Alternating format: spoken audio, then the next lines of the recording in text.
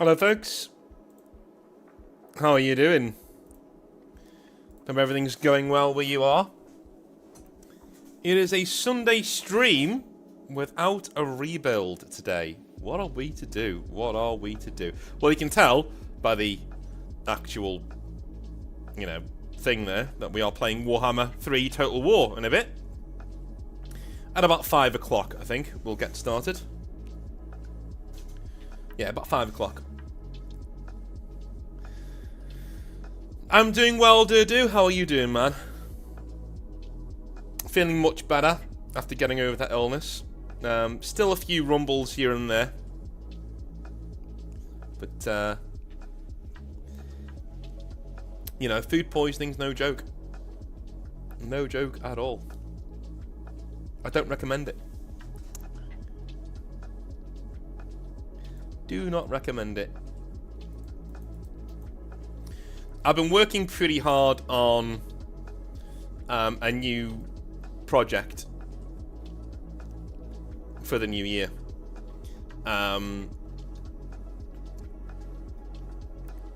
It's a rework, really, of a game I was working on for a little while called Oathbound. And playing Warhammer 3 Total War kind of made me revisit this, because one thing I wanted to talk about before we even get started with the game is that the writer's curse of thinking,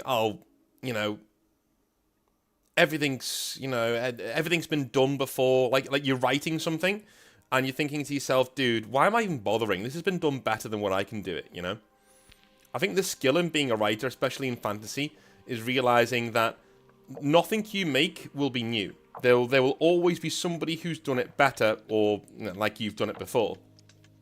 When you look at the old world, it's literally that. Warhammer is literally that. It's a load of ideas from places like Tolkien, from places like, basically any fantasy series that you've ever seen. The same tropes keep coming up too, right? The dwarves in their holds fighting off loads of Skaven and orcs that are coming at them from below. Look at Dragon Age. The dwarves in their holds fighting off the Darkspawn that are coming up from below.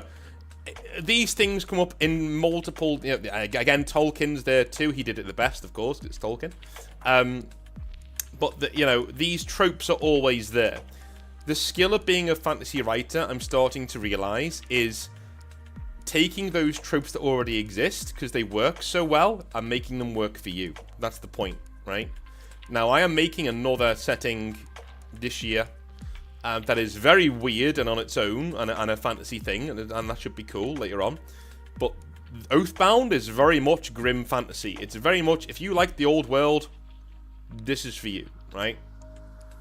And I don't shy away from it too. Like, I always be proud of your inspirations and things that you like. It's impossible not to, right? Always be proud of it. Don't get too butthurt by people thinking, oh, well, this is kind of like that. Take it as a compliment. Yeah, it is. It's kind of like Lord of the Rings. Thank you. Yeah, it is. It's kind of like Warhammer the Old World. Thank you. Yes, it is. Do that instead of like, actually, it's completely new because I've changed things around. No, just accept it. It's like, yeah, okay, cool. All right. If you think that's what it is, okay, cool. Well, as long as you buy it, I don't care. That's where I am with it right now. If you guys want to hear about it, we can have a little talk about it before we start the Warhammer. That'd be pretty cool. Hi, Noel. How's it going, man? Amu. How's it going, dude? Hey, Dave. Pavel. How are you? Went through an entire day and a half of YouTube auto-deleting my comments. Truly a great sight. Yeah, I mean, as Amu says, yeah, it depends what you're doing that triggers it, Like, I've had guys that come onto my channel before and absolutely just break every single rule that YouTube has, and then they wonder why they blame me for their comments being deleted. I'm like, I'm not deleting anything. Stop being a dick. Stop being a dick. I'm not saying that's what you're doing, man, but like, a lot of people who tend to say that, that's how it tends to go. So for those of you not in the know, we are playing as Belakor today. I'm going to try and play Belakor. I will speak about it in a minute, but I'm going to try and... You know what? I'll get into it when we're in the game. I'll get into it when we're in the game.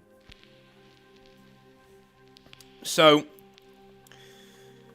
Oathbound, the thing that I'm writing, is essentially... it's a tabletop role-playing game, right? So we're in on that. And it is essentially a few guys have already play-tested the rules for me, which is really cool. We're going into the second round of playtesting pretty soon. But in terms of a setting, that's what you're all here for, basically. It is... Imagine if Warhammer the Old World was less fantastical, more realistic, and sprinkled with a bit of Dark Souls as well. Imagine that. Imagine Warhammer the Old World, a bit less fantastical, a bit more grim and realistic, with a bit of Dark Souls sprinkled over the top. That's where we are with it.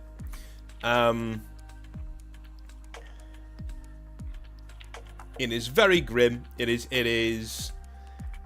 a world that's only about the size of the United Kingdom, maybe a bit larger.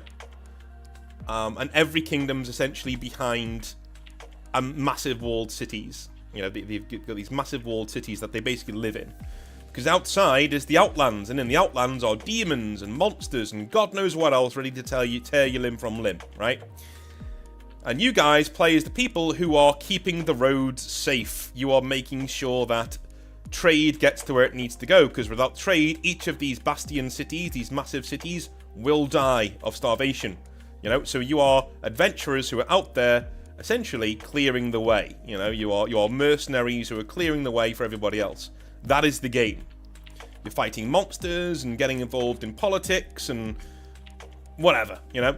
There's even a mechanic in the game where you create your own mercenary band, and it doesn't need to be a band of warriors. You can be a band of assassins, or spies, or thieves, or even a circus. You can be a traveling circus in this world, going from city to city, place to place, right? That's the game, essentially. That is the game.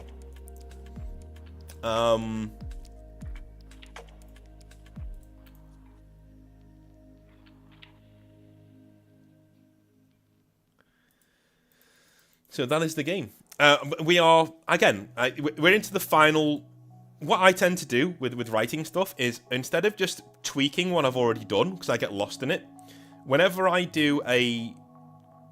completed a project and it goes to somebody else to read, if there's like big changes that need to be made, I will just write it again. Because I just love writing things, right? I will write it again. And I am on the final write of Oathbound right now. It's the final one. And there are ideas in there from Tolkien. There are ideas in there from the old world, and I don't shy away from it, you know. I've got an entire section of the early book that talks about the touchstones of the game, where I got my inspirations from. There's nothing wrong with that. As fantasy writers, you need to, like, be upfront about what inspires you, and that's fine. Absolutely fine. Nothing wrong with that at all. You know? So the key mechanic in Oathbound is actually the fact that you play as the undead. Now, yes, you're a mercenary band, yes, you have your own band of warriors, but you essentially play as the undead. Why? Because you're something called the Returned. So this is a world with a broken afterlife, like souls don't go... It used to be a world of reincarnation, that's now broken, so souls have nowhere to go, so they haunt things, right? And they become, you know, they possess bodies, they become the undead. And with all of the bad things therein. Well, you are a very unique form of undead. You are a soul that can come back. So you can literally latch on to the dead flesh of another human, right? And come back. You return, right? You heal their wounds that they died from, and you stand back up again. You can't go into your own flesh, which is unfortunate. But every time your character dies in this game, you get to come back. You select another body to be a part of, right? To actually choose as your flesh. And in a mercenary band, that's cool, isn't it? Because there's always dead bodies around for you to choose from. So you die in the game and you say, right, I'm going to come back as a big, massive barbarian this time. I'm going to change my character up a little bit. Awesome, right? You can do that. That is one of the key mechanics of the game. And what stands it apart from other games that maybe you've come across. The other cool thing is something that I stole wholeheartedly from Final Fantasy IX, and that is the fact that items, you level up by equipping items, and items have abilities attached to them. Like a certain bit of armor will give you an ability you can use in combat and things like that, right? And a certain weapon will give you an ability you can use. As long as you're using that item, you can use that ability. Why? Because souls, residually, they haunt items, right? So if a mighty warrior was carrying a sword and he died wielding the sword, part of his skill set, part of his essence will rub off on the sword. And if you, as a returned, pick up that sword, you can sense that skill inside and you can use the skill that that guy had wielding that sword. That's how it works, right? And after a while, you absorb the skill entirely and you can stop using the sword and you've got the ability there in your makeup. That's how you level up in the game. You acquire skills and abilities by using certain pieces of armor and equipment for an amount of time. And then as soon as you've gotten that ability internalized, you can stop using it. Yeah? You can stop using it. You can actually put it down and use something else. The whole Souls thing not going back seems like very Final Fantasy IX. I didn't think of that. Yeah, I hadn't thought of that. So I basically created something called the Eternal Ring. So essentially the planet you're on has rings like Saturn. But it used to be a solid ring, like almost like the One Ring, but it surrounded the world. And that's where your soul went. It went into the ring, and then it came down again into a newborn baby, and that's how you were born, right? And the great cataclysm of the world is that the precursor race, their souls, their previous souls, the owners of their previous souls, started awakening in their current form. So imagine you, Smidsy. Imagine your soul has had 90 different users over the years, right? Well, imagine all of those 90 people awakening in your head at the same time with all of their... And some of them will not be nice people. Some of them will not be very, very nice people at all, right? Yeah, well, that happened to the precursor race in this setting, and that's why their empire fell. They basically all got Alzheimer's very, very, very quickly and became paranoid schizophrenics immediately, overnight. You know?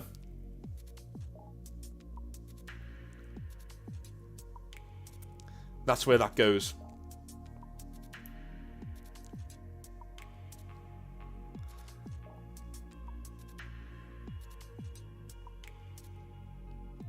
Yeah, but the only thing...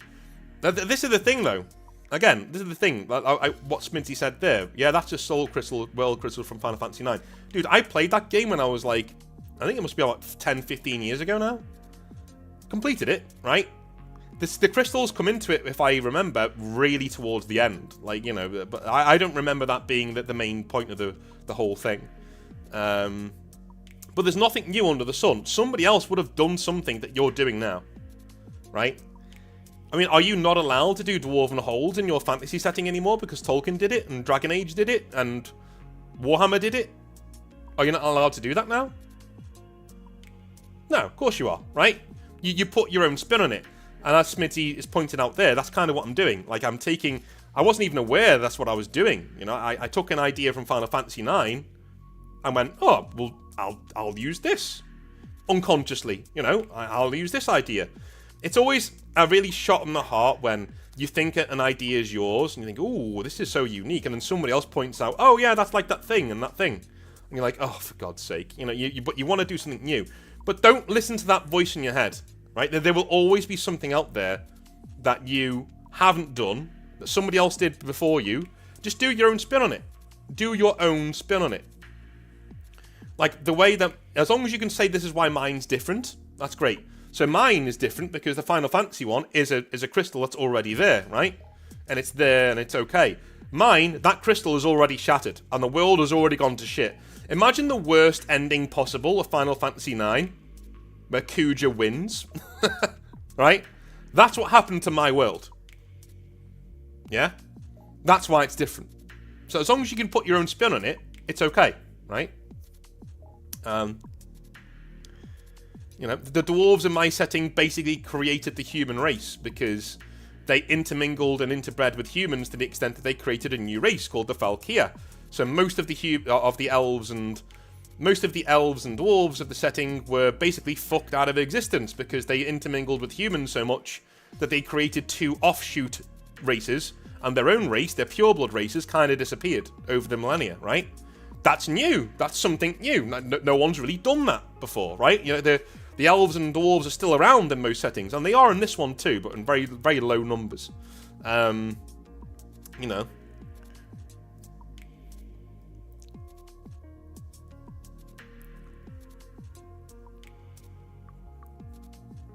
All of this has happened before, and it will happen again. Yes, Noel. It's in the telling. That's what you do. Have you ever played Legacy of Kain? No. I did watch a playthrough of it years ago, but I can't remember anything of it. So, shall we do some Warhammer? Let me just go for a quick toilet break for 10 seconds, and then I'll be back to do some Warhammer. One sec.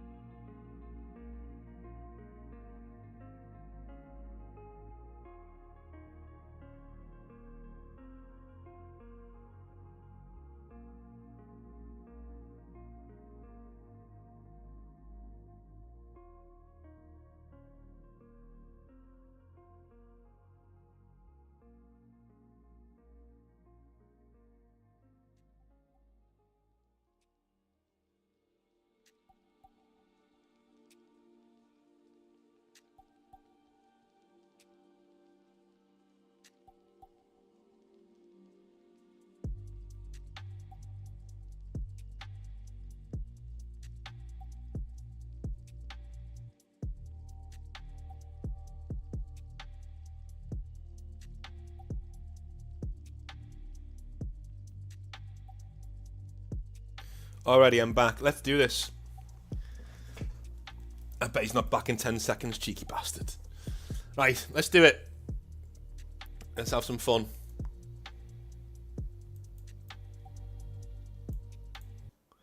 Let's have some fun. So I've been playing a lot of Warhammer 3 recently. And when I say a lot, I mean like 30, 40 hours. I've just really got into it over Christmas. So we had the Steam sale, of course, which is pretty cool. And I bought a lot of DLC. I have done several campaigns so far. I will show you a few of them. Let's do this. Let me make sure that Warhammer 3 is set up. There we go. Warhammer 3. There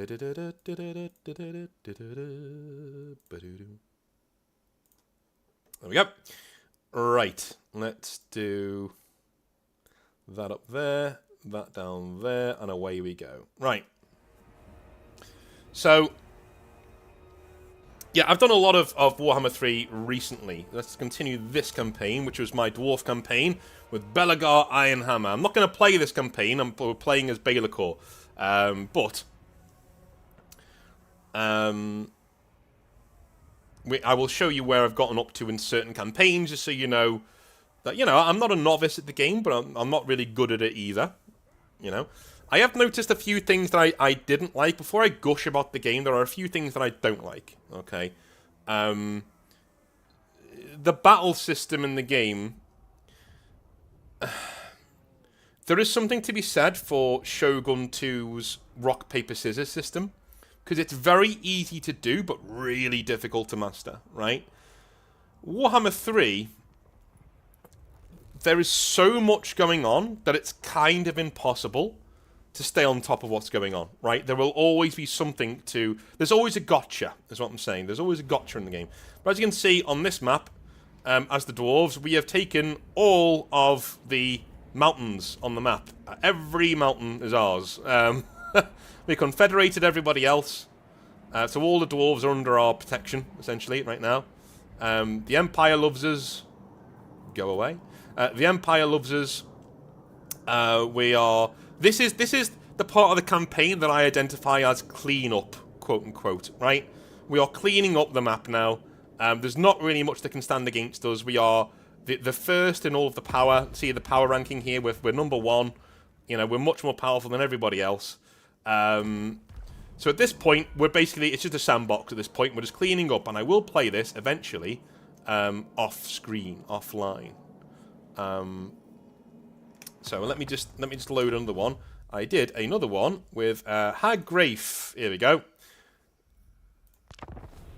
This is with the Dark Elves. Now, Dark Elves have a broken economy. I will say that. An absolutely busted economy that relies on slaves. I think we're making something like 50 grand a turn on this save. When I finished it, when I was like, okay, we're done. Like, I'm not doing any more of this. Because, again, I don't really complete Total War campaigns. I get to the point where I get to a natural stopping point where I'm like, okay, I'm done, right? So, you know, I took Ulthuan in this one, right? Ironically, from the Dark Elves, because Marathi had taken Ulthuan before I even got there. So we took Ulthuan as Malus Darkblade, and Malus Darkblade has some amazing mechanics. He can actually be possessed, which makes him a terror on the battlefield, or he can be not possessed, where he's an amazing empire builder. I kept him in the amazing empire builder part of it, but we got everything. Malekith got battered by dwarves, go figure. So I took over his lands too, but again, look at the amount we're making per turn. That's a ridiculous amount that we're making per turn. 50,000 gold we're making every single turn. Through slavery, hurrah! But, yeah. I get to a natural finishing point, like, you know, when Malus Darkblade has taken Ulthuan, and he's basically then, you know, taken all of the north, all of Nagarond, all of everything up there. We're basically done, right? Now the world is our oyster. We get to raid and go wherever we want and batter anything that we want. Nobody can stand up to us. This is the natural ending point to a campaign. And this is what I wanted to talk about with our guy we're going to be playing with today, who is Belakor, right? Belakor, to me, is a salty, salty mother effer. Like, he is pretty salty. In the name of let me go to...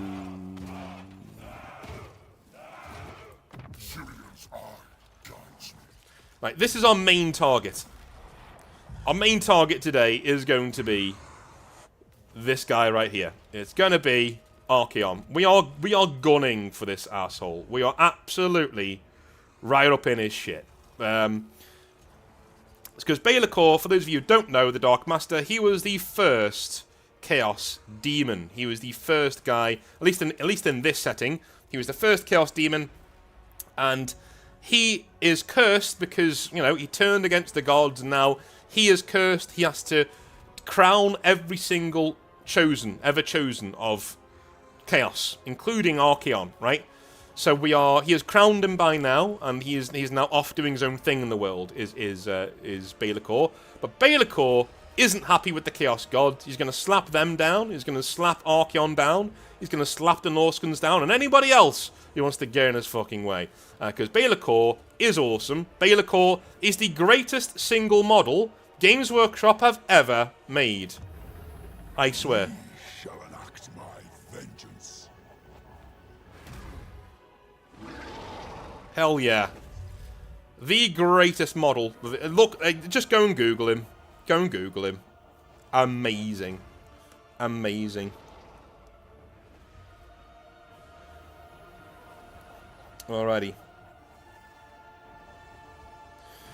So, here's the other quirk we're going to do with Belakor today, right? We are not going to use demon units at the first opportunity, right? So as soon as we can feasibly get rid of demon units and start recruiting human units, that's what we're going to do. Because whilst Belakor is a demon, he doesn't like chaos. He doesn't like the chaos gods, so he doesn't want to use their fucking minions. Instead, he wants to raise up humans to be on his level, right? He wants to go and get humans to be on his level. Human lords can be corrupted into becoming demon princes when defeated in battle or targeted by heroes. That's the shit, right? And we are going to take all of Norsca, and we are going to go straight for Archaon. We're not that bothered about the Empire. We're not that bothered about anybody else. We're going to go straight for that motherfucker, and we are going to push his shit in so hard that the crown pops off his head and we just melt it in our hands, right? We are pissed. We're going after him. We don't care about winning the campaign. We don't care about taking on anybody else but him. And anybody who gets in the way. Now, if the Empire gets in the way, sucks to be them, right? If Bretonnia gets in the way, sucks to be them. We will raid other factions that we need, because we need money, we need gold, we need all these sorts of things. But at the end of the day, we're Belakor, and we're here to take Archeon's head and stick 2 middle fingers up at the Chaos Gods. We are going to end the end times before they happen. Hell yeah. We are on normal. I've not changed anything. Settings. Yeah, we're on normal. I'm not doing anything mental here. We've enabled all the crisis modes, so we could get any of these as the last late game scenario. But yeah, we're gonna go with Belakor because he's fucking awesome and he's the best model ever. All right, and also we start on Albion. That's right. Good old Blighty. Good old Britain. That's where we start. Good old Blighty. As you will all know... I'll let Belakor talk for a minute. Don't interrupt the Dark Master.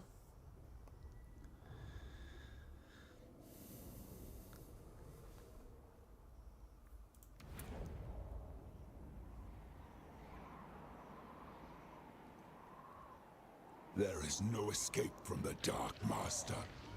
That's all you have to say. That's fine. So, Shadow Legion. Collect the souls of mortal factions throughout your campaign for sacrifice to the Dark Gods in return for faction-wide boons granted by the Gift of Chaos. We don't really do this, right? I roleplay.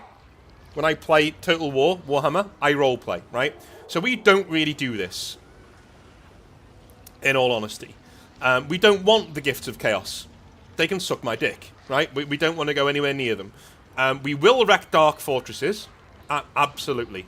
We will instantly muster Warband units into our armies through localities, through our Lord's reputation. Absolutely. Yeah, we will upgrade. Yeah, we will upgrade all of our armies using our Dark Authority. Yes. And we will ascend characters through the paths of glory to devote to specific gods and progress Lord. We might do that. We might do that. But in all honesty, I'm not sure Belakor would... If we can do Chaos Undivided demons, sure. No problem. You know? As a thing, as Chaos, Belakor loves it, right? The Chaos Gods, though, can fuck off, essentially, right? But this gift stuff we're probably going to ignore. But that's the cool thing about his campaign. I think you can ignore this and you'll be fine, essentially. But anyway. Engage the enemy, the Sightless. So that's some other dudes. Right. So the Dark Master's here. We are on Albion. We are right in the middle of things. It is quite a safe homeland. I say that now, of course. But it is technically quite a safe homeland. I've never really... Whenever I've taken it in the past, nobody's ever tried to take it back from me. It's a bit of a backwater. There's nothing much here. Johul Kull. Should be renamed Johul Kull. Alright? Should we rename him? If anybody does a super chat, I will rename a champion or even a lord to somebody of your choosing. Yeah, that's what we'll do. Whoever you want. But for now, he's going to join this army. There is only war. Call me master. So these dudes here, we are going to get rid of eventually at the first opportunity, but not right now. Technology, Scrutiny of the Dark God. So this is a mechanic that was brought over from Civilization. It was not in the old Total Wars, but I think it's pretty cool. You can get some pretty cool things going on here. The Chaos one's very simple. It's not like the Dwarf one's huge. The Dwarf one is absolutely massive. That's what she said. But it is. It's huge. Whereas the Chaos one is just this. Right? But you don't really need that too much stuff as Chaos, because you're Chaos. Right? Our thoughts crystallize.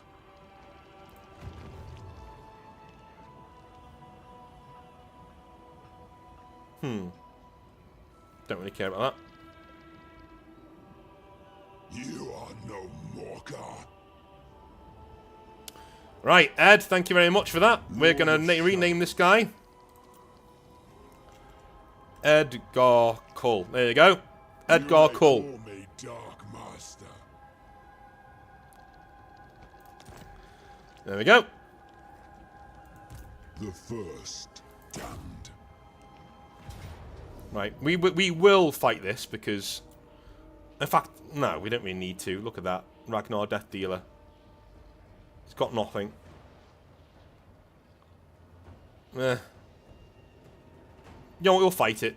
It'll be fun, we'll fight it. But thank you very much, Ed, for that. He says, I like to stick a shovel up at a Chaos Gods because I'm painting up some Krieg from the Guard Codex drops soon. And why are Grey Knights the shit? They just are, man. They're knights in space. People say that all the time. They're like, oh, why do you like Grey Knights so much? Look at the Grey Knights. That's why I like them so much. That's why I like them. They are paladins in space. That's fucking badass. Anyway. Let's murder this dude. Does anybody know why it's called Conquata? Look at Belakor. I have missed so much. The past few campaigns, all of my lords have not been flying. I have missed this guy so much, man. Like, or at least having a flying lord. It's so much better. It's so much more powerful right from the start. Right. Belakor. Of course, they're at the start, at the top of a fucking hill, because that's fair, isn't it, game? You will see this all the time, by the way. This is not the last time the game will do this. The game will do this all the time. It will... Uphill battle. All the time. It never changes.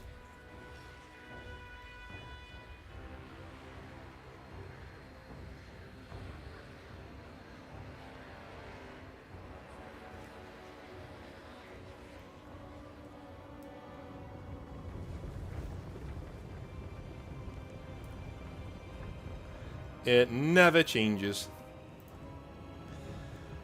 Now, these guys shouldn't hold too much of a problem for Belakor. He should be able to basically annihilate most of these. But we're going to go straight for the big boy over here.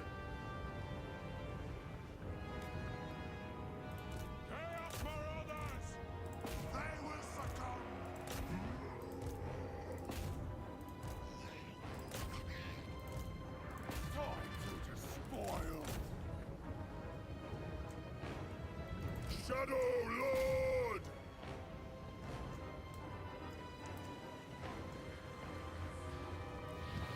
Legend Domain. Shadow Magic.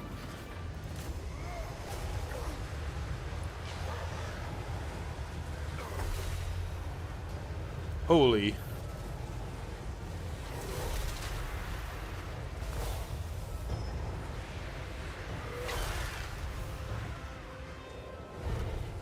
Yeah, he's doing well. Getting rid of these Furies.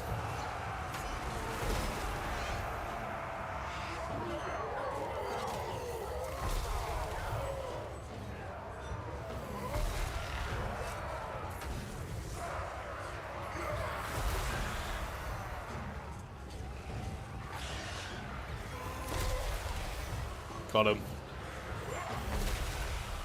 Die. Break them. Spell casting.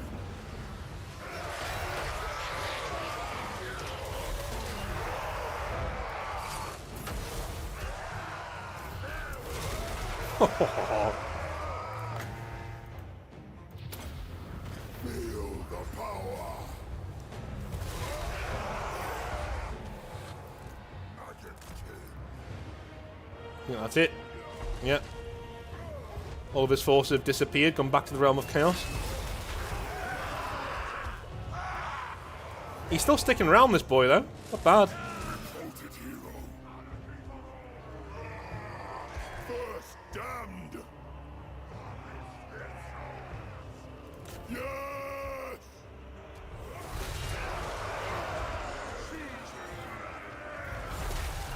Off he goes.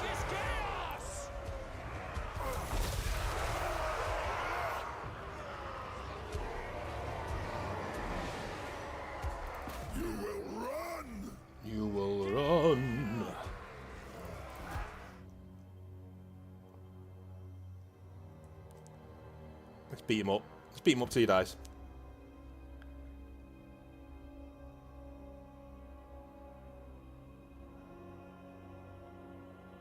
There we go. Well done, Belakor. 12 losses. Good. And most of them were demons. Good. Yeah, don't care about them.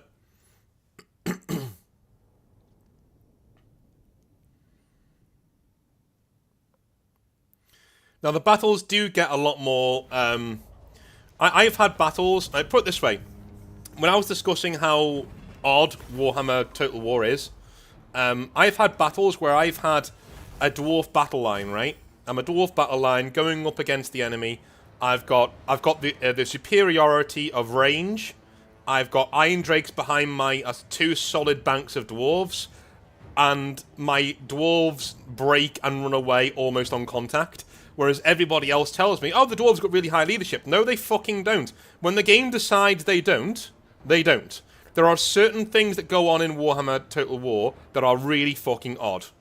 You know, the numbers tell you one thing, but the game then tells you another, because they work almost opposite to how the numbers tell you that they should work. One thing I like about Chaos is there's very little room for the game to do that. You know, because you're just a big bastard. You know, you don't really do... You're just close combat is what you are, basically. Do we want favour or do we want unit experience? We will have favour. Serves my path. Sacrifice them. Release. The acquisition of lands is the surest path to supremacy. Shut your face. Capture Conquata. Yep, that's what we're going to do. But we're going to upgrade Ed first. We're going to make him a fighty guy. The slaughter begins. The first. And we're going to go down this way so we can have all of our marauders be better, essentially. Yeah. Back to former glories. Right, close victory this time. We might lose some troops, but... Do we play this? I mean... What are these? Blue Horrors?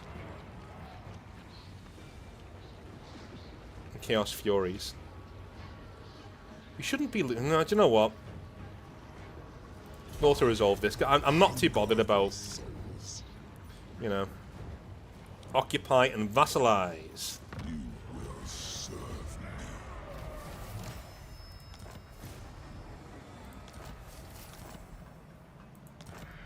So we vassalize these guys down here. Now, you can... Don't be expecting this map to just go Belakor's colour, right? That's not how we're going to do it. We're going to vassalize people, so we're going to have like a patchwork of places around here, right? Whereas our vassals are going to have large swathes of the north as well. So that's what we're going to do.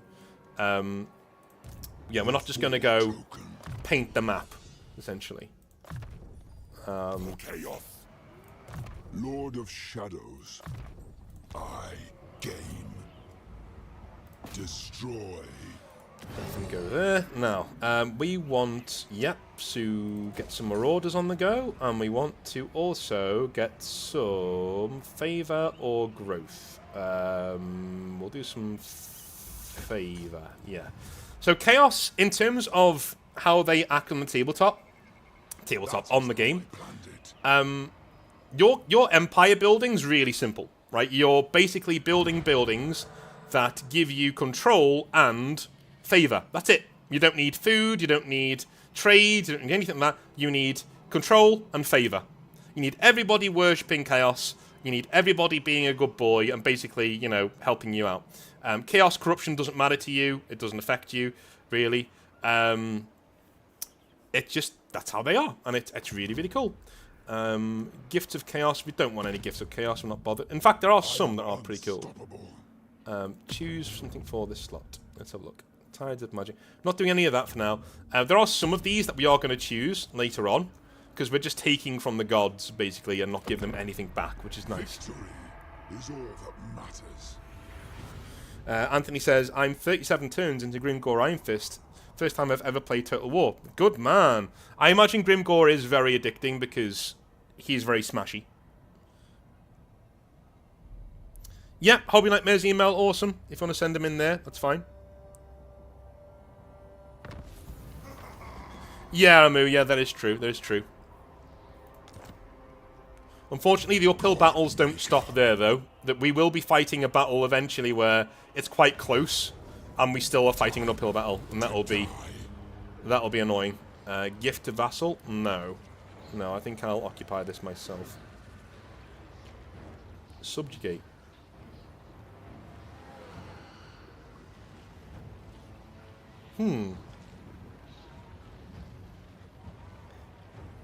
Nah, I'll occupy this one.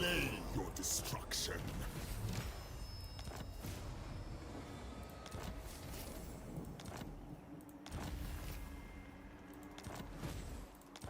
Right, we've got some cool armor here, so let's get Ed kitted out with some enchanted shield and...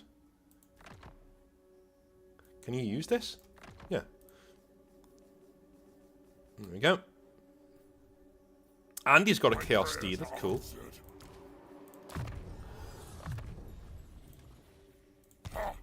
The slaughter begins. The first demon prince. More power. Buildings available. Right, what can we put here? That gives us more favour. No, it gives us defensive supplies. So we want...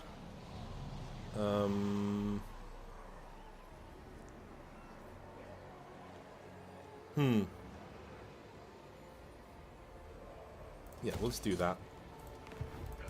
The first. So this is key. This is absolutely key. So this scroll here is where you upgrade your warband. So if they get enough experience, you can upgrade them to certain points. So the marauders can become chaos warriors, or chaos warriors with great weapons, or halberds. And then if they get more experience, they can become chosen of all kinds, and then aspiring champions, right? So they become better and better and better as things go on. You can armor your trolls and all that, and each chaos god has its own tree that you can upgrade people on, which is pretty cool. Eventually I might get a few corn dudes, because they've just, you know, they now follow him, but like, Undivided's fine for now. We like Undivided. We're going to create gifted units we don't really touch.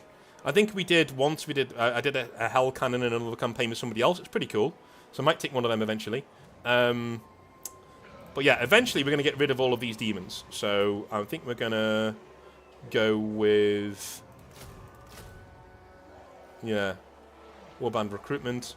And you instantly recruit people. Like that. You don't need to wait, which is pretty cool.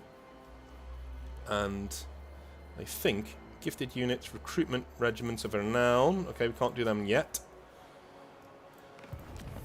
So basically, all of these things are, all they do is they let you recruit, right?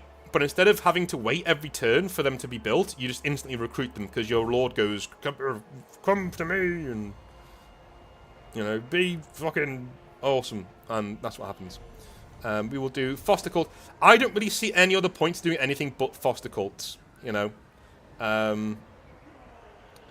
Just replenishment chance, nah. Movement range, don't really need it. No one's going to invade, I don't think. This is pretty cool if you're defending in a place, you know what I mean? But like, we'll do foster cults for now. So we'll make cults be nicer to us.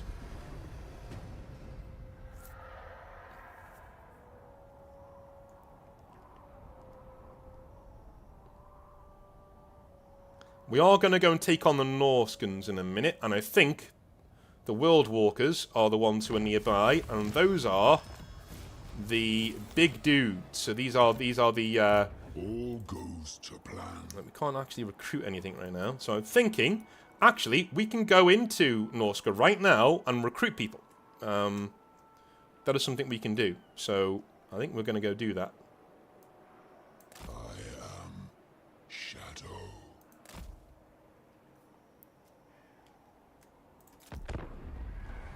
Leif Gulbrandsen is getting his men together, which is good. Now this dark portal here, you can actually get an upgrade on Belakor using Tzeentch to essentially put down a portal and teleport to where any others of these are on the map. Right? So, it's pretty cool. It's pretty cool. Lord of Torment. dark tides. Right, can I get troops now? Yes, I can! Hooray! Get 2 more of those, and 2 of those. Submit Instantly. to the bearer. Rite of Ascension. Dark Diplomacy. Charioteer. Do Rite of Ascension. Get our men going up the... Shadows clear. Unholy Manifestations. The Curse's Boon. Here we go. Opens a rift in a province that target army is positioned in. So we can do that. And that basically means we can go straight back to Albion whenever we want, which is pretty cool. Which is pretty cool. Or we can actually forge an army at home, right? And then put it into the portal and have it spawn on Belakor. That's going to be cool later on. That is going to be cool.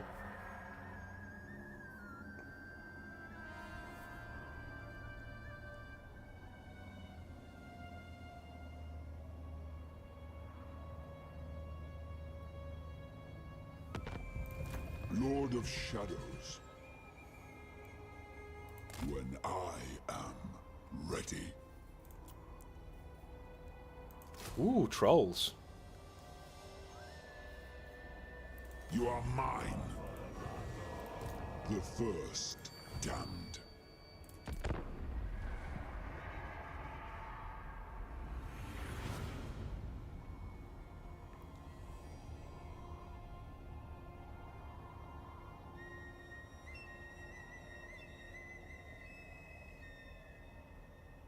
For chaos. Take heed. The Dark Master walks. Can we get there in 1 turn? I crown myself.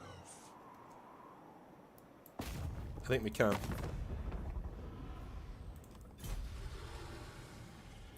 They shall fall. No, we can't. This is another thing the game does, right? It doesn't tell you where you can and can't go very well. First, I wouldn't have declared war right now. If I like to declare war the minute. Like if I'm... As soon as I declare war, I need to be moving to secure the province, right? Because I don't want to give them time to start marshalling forces and sending them towards me by telegraphing what I'm going to do. Now, if I'd have known I couldn't have made it in this 1 turn, I wouldn't have done that. I'd have waited till next turn, but there we are.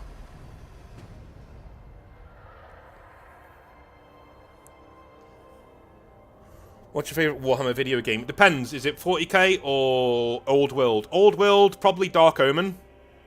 From back in the day. Because I love Bernhardt. Because I'm a man of culture. Rival power desires a change in your mutual. But yeah. the 4 token But this is up there, though. This is up there. Like, I do think it's... will be inconsequential. We'll gift it to the vassal. Yeah, why not? Because we don't actually want a massive empire. We're building up a force to go and kill Archaon. We're not really... We don't really care Skill about anything acquired. else.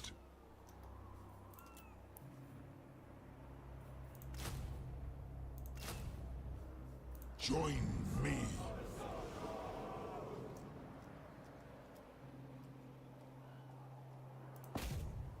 The gods were wrong to spurn me. The gods were wrong to spurn me. This victory is mine. The crown of domination is mine. Prepare, prepare, prepare.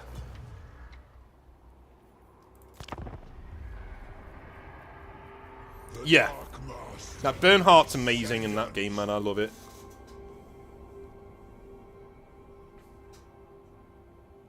So it is weird playing a Chaos campaign because you're really not here to do empire building. You're here to destroy the world. You know what I mean? It's kind of like the... I like the fact that CA embraced that. They went, okay, maybe some factions aren't normal Total War factions.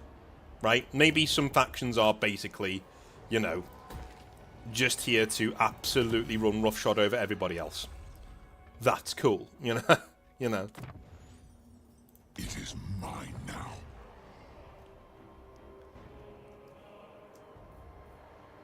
There will be no other coronation. You know, Chaos are one of those... But I also love, is that, ooh, do we wait for Wulfrik to come here and have a go at us? Let's do that. The slaughter begins. Lord of Torment. He will defend that. But if I go to here... The darkness. And I start raiding. I crown myself. See if I can get him to come over to me. For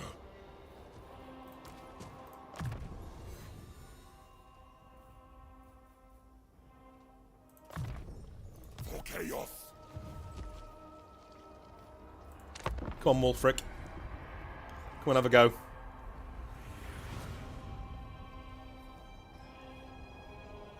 We are allowed redos.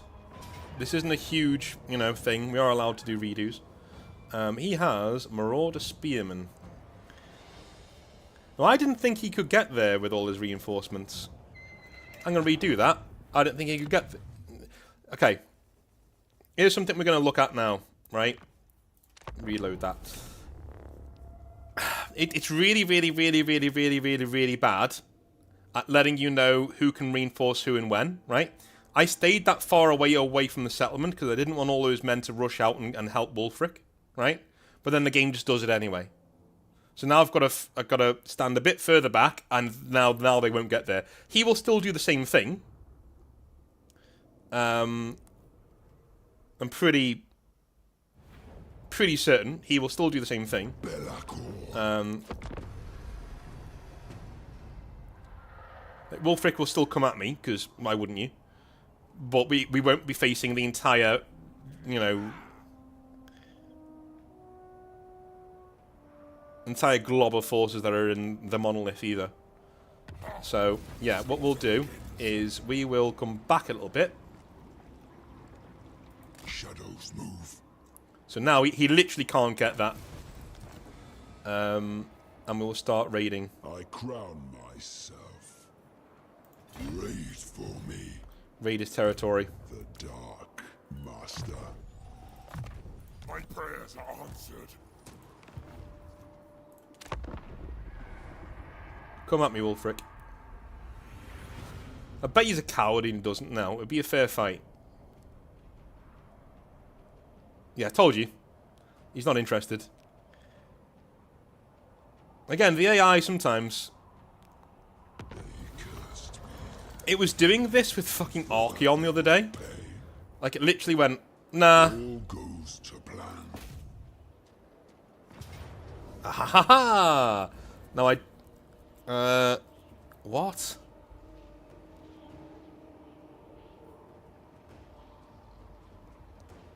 Okay.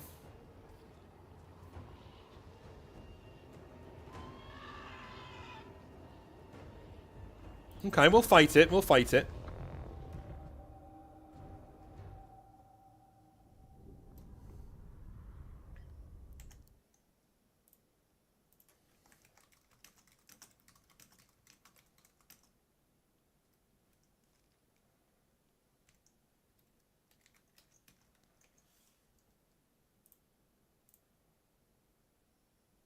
We'll fight it. I'm pretty sure it's going to fuck me.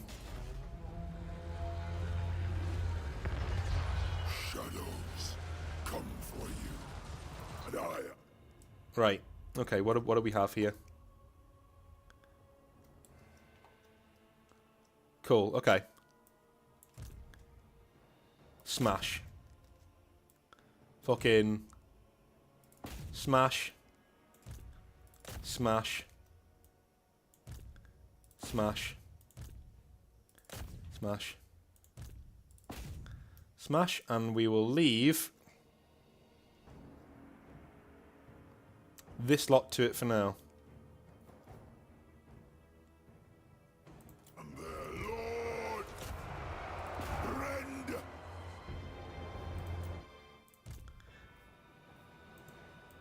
Game. If I don't want them... Here's the thing. If I don't want you in skirmish, don't be in fucking skirmish. Alright?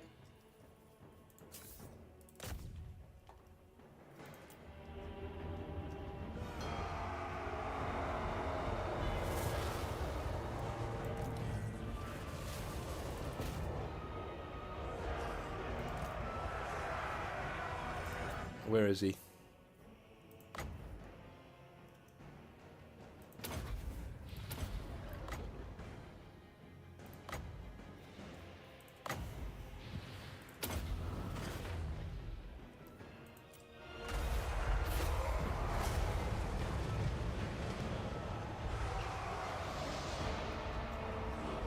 Retreat!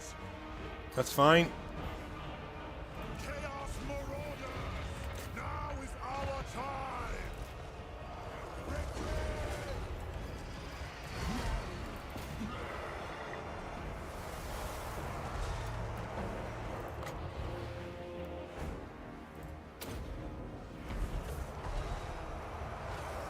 Yes, Lord! Mortal! He's tearing apart, Yes!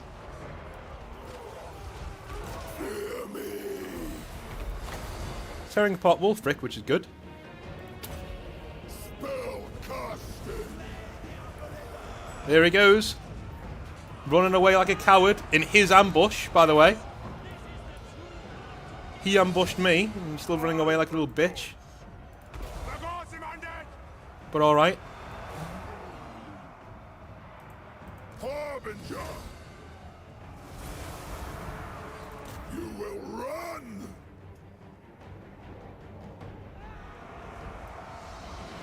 Or will...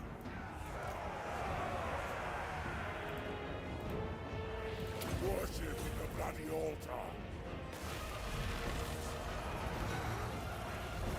Break them!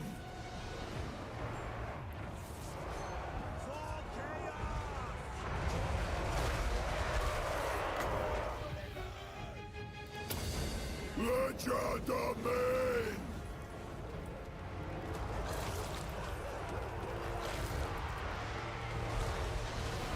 Oh my god, Belakor's actually killing the mammoths on his own. Holy hell.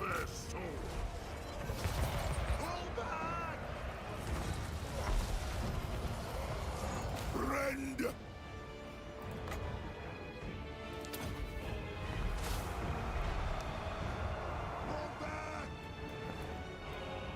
What do you bid? Get on! Pull back! Charge on!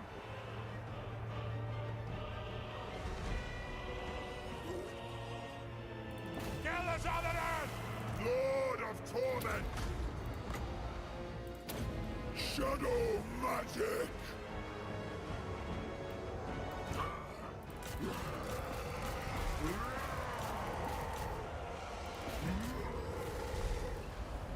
These are back now? Fucking hell, alright.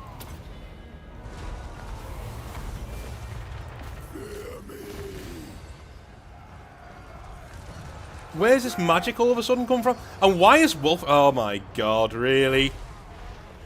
Really? It's gonna try and say this? Okay. Right. Okay. All of a sudden Wulfrik's back. It does this all the time, dude. All the fucking time. It does this. It looked so good there. It was so easy. Everything was going so well. And things always come back onto the battlefield right where you don't want them. Like, how is he here? And he charges in once, right? He charges in once, all of my men run away. Fuck off, will you? Fuck off. Pull the other one. Pull the other one. We've won this battle twice over already, and it's still trying it.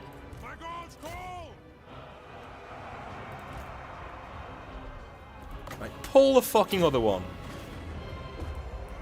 Exalted hero. For the Chaos Gods. And now he's running away again. Like, this arsehole, man. He's running away again.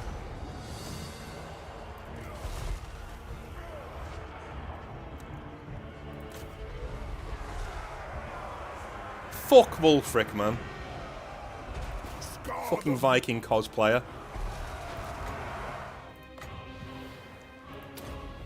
Feel the power. I am all good. Got him. Suck on that, you coward. One eye. What a coward.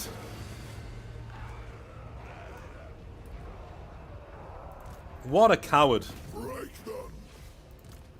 They're on the horseman. Let's kill all these. I've noticed that with Warhammer a lot, right? Like you will break the enemy and you're like, okay, cool, right? And in normal Total Wars, that's it, right? The enemy's broken. You know, there'll be a chain route coming soon, you know, on its way. And they don't. They just come back into the fight right where you don't want them. And they always run in exactly the position that's worst for you. So you win, but you lose. You lose because you won. You know, it's just... One thing I needs to get out the game, right? Morale needs to be a lot more punishing. Like, if the computer makes a mistake, it forgives itself a lot of stuff. And I mean a lot. It forgives itself a lot. There we go. Whereas, like, if you make a mistake, fuck you, man. You are dead. You're dead to the world.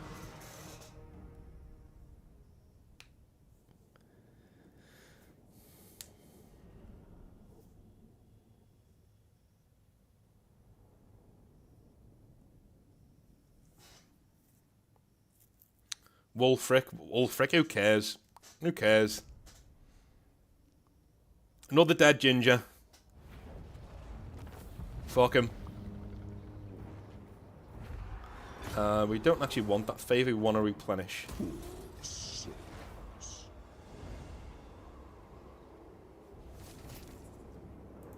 Belakor.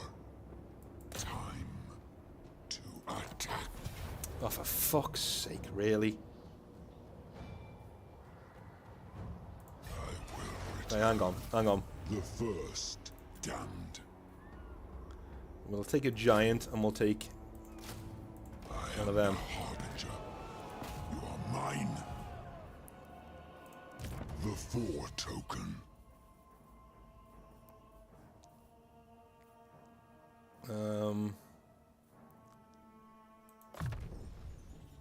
Back to former glories.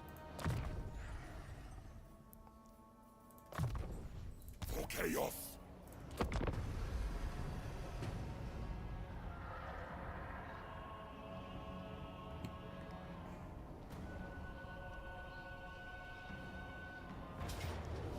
Here we go. That's better. Yep, gonna lose 2 of our demons, but we don't mind that.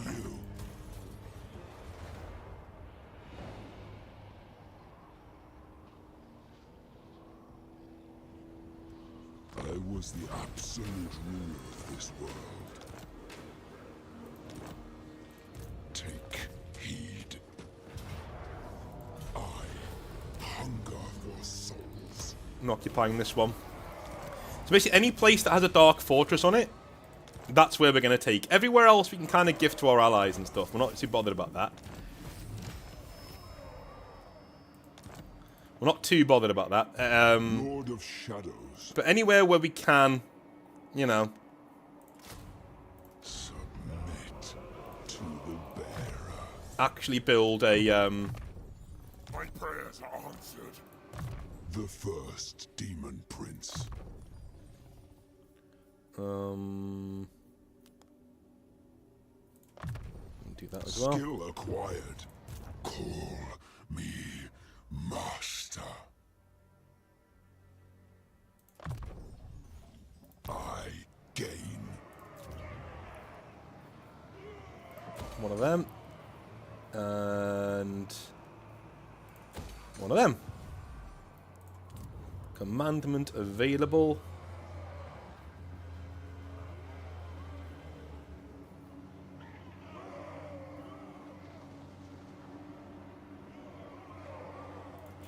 Do that.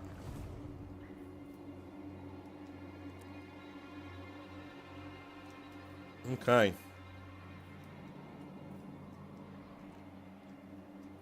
I will tell, through war coordination, our guys to defend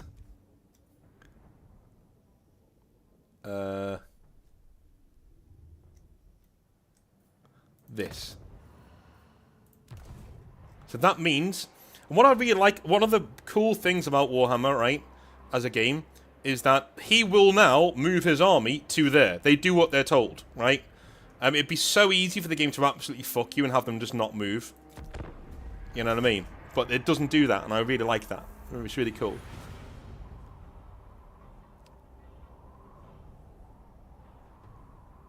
It tends not to do that anyway. As one, speak, and I shall select your terror. Nah. No, we beat you and you were a coward about it, so no, there is no peace.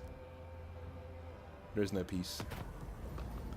Perhaps as a result of the changes machinations or another player in the great game making their move, but aspiring champions gather at your dark fortress ready to prove themselves worthy. I'll display my might.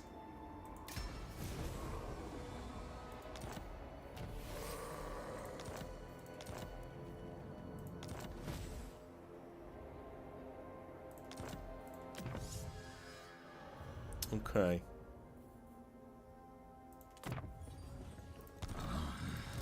Innovation. Destroy all. We will destroy that and get some more trolls because it's funny. Join me. It is funny to me. I don't like snow either. Change all of our dudes to great weapons. I don't mind that.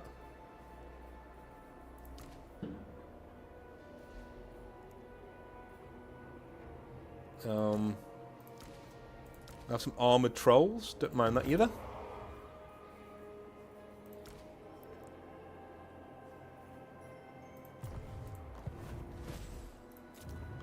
Building upgrade available.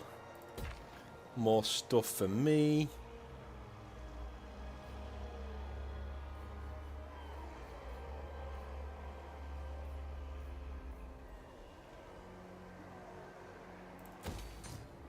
Yep. Frozen hearts fracture.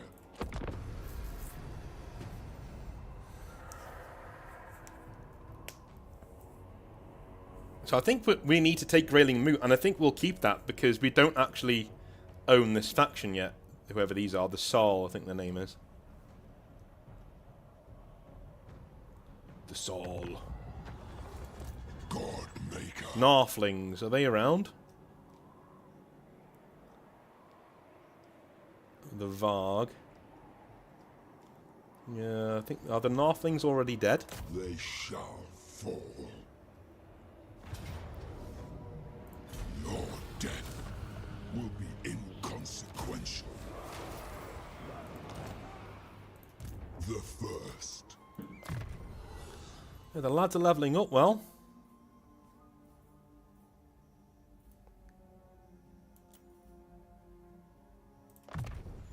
The slaughter begins.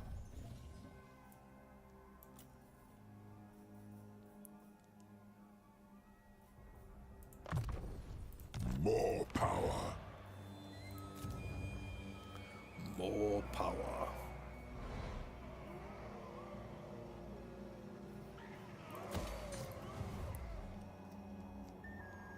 Right, Doomkeeper's next. Master. Because we can build Dark Fortress there, which is incredibly important. But I'll tell you why in a bit. The gods were wrong to spurn me. You can see where he's moving. He's recruited his troops, now he's moving to defend where I told him to defend, which is good. This victory is mine. The crown of domination is mine.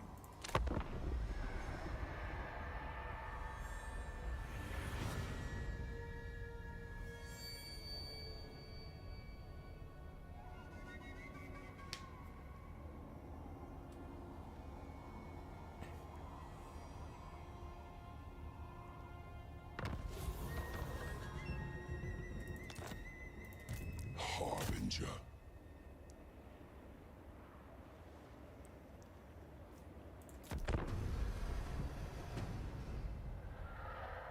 I think Wulfrik should... Wulfrik, see, I did it right that time. I think Wulfrik will be on his way back eventually. I think it may be next turn. But we should take Doomkeep from him from there. And from there, he should be pretty much shattered. There shouldn't be much else he can do there. I say much else. You know what I mean? It can. Yeah. So if you can see here, we're gradually shedding our Chaos Demons. They're gradually dying away, which I don't mind at all. Right, we'll occupy this. We're gradually losing our Chaos Demons. What a shame. That's one of them. That's one of them. Obviously. For chaos. Call me master. Back to former glories. Back to former glories. Don't want to build that right now.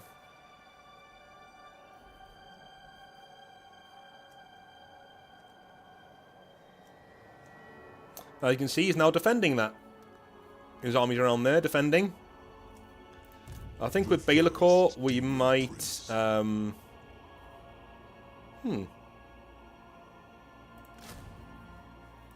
to me. Godmaker. Godmaker. It's cool shit, innit?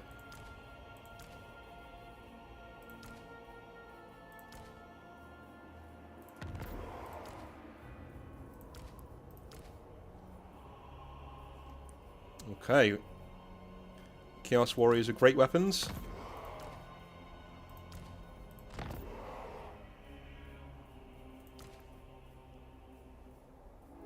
We're getting more and more powerful as we go, which I like. Master. Let them recover for a turn or two.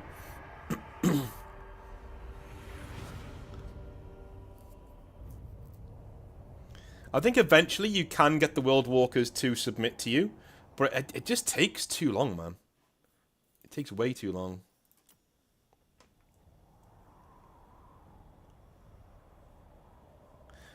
Good for you, PPPs. Good for you, man.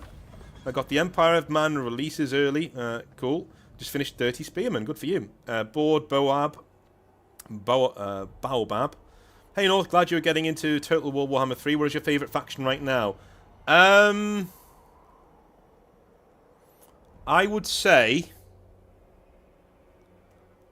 so far.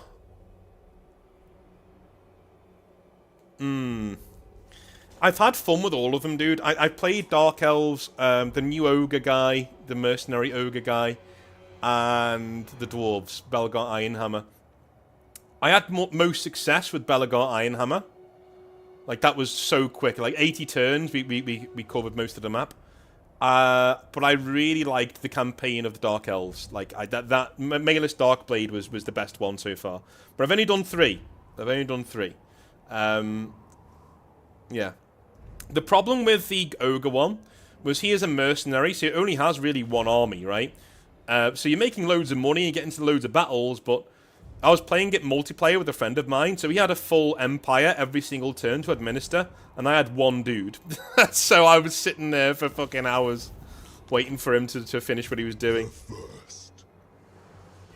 Yeah, here's Wulfrik again. So where is there...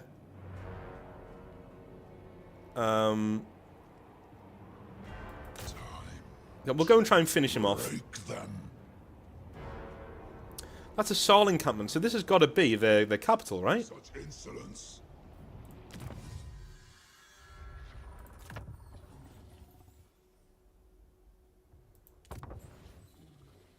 It is mine now.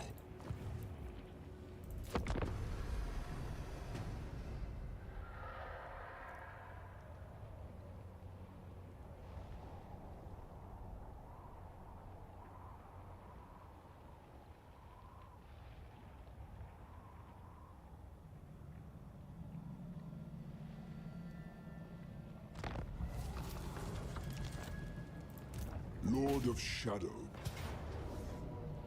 Yep. Shall we kill him again? Yeah, let's do it on the tabletop, shall we? Come on. Come on, we've got to give you some eye candy. Did you play the Old World Tabletop before it ended? Yes, I did. A few times, and I really enjoyed it. I played with older guys because I was too young, and it was really, really complicated. But, yeah, I really enjoyed it. Hey, North, you going to play any of the Warhammer Orc 40k games in the future? It's really fun. Yeah, I will do. I will do. Yeah. Absolutely.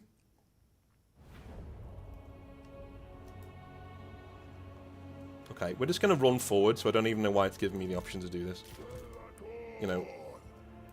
And you guys don't skirmish. If I don't tell you to skirmish, don't skirmish.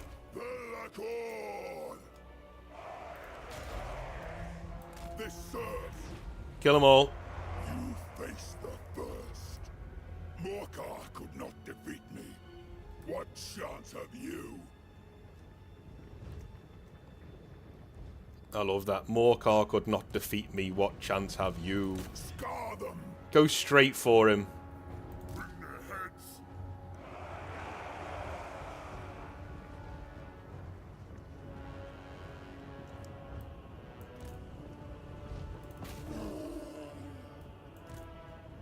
Kill the Southerners!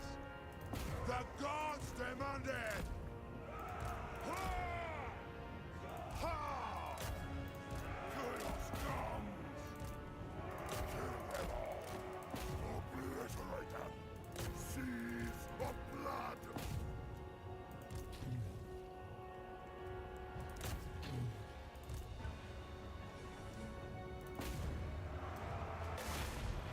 It's already having a go at him. Spell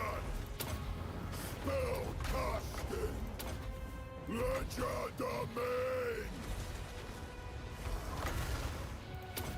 Shadow magic! Already nearly dead. Marauder horsemen! We fight! Give us cannon! Kill the Southerners! Heed your souls!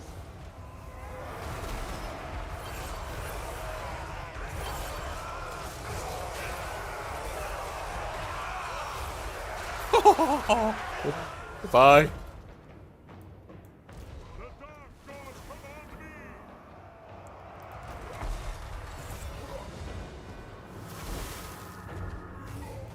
Gods bearers! Chaos rise!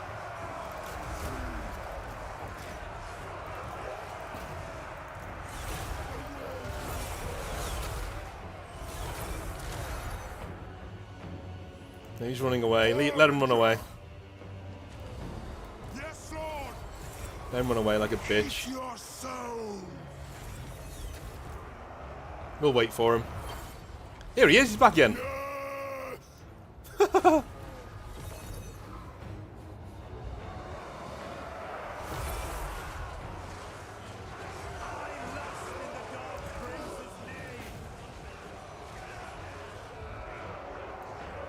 Eye of the gods!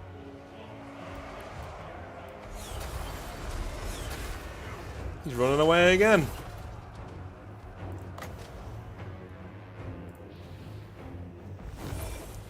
Right, chase him this time. Yes! The gods watch! Do not disgrace us! Tear apart!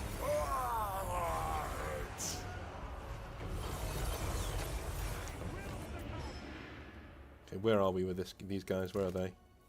Oh, good.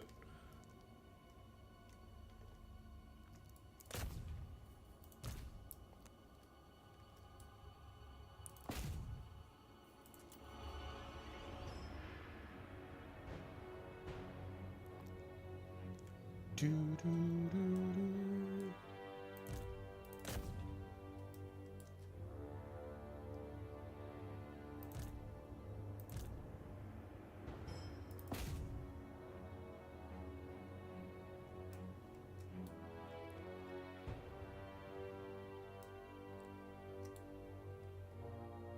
That was the end of him.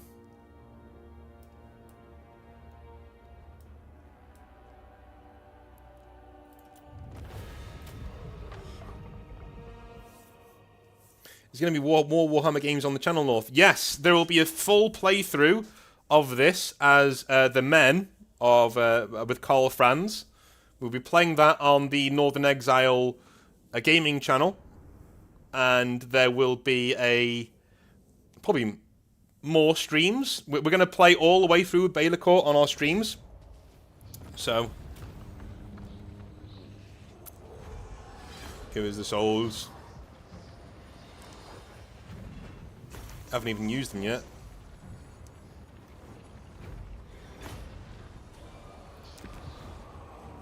Subjugate. You will serve me.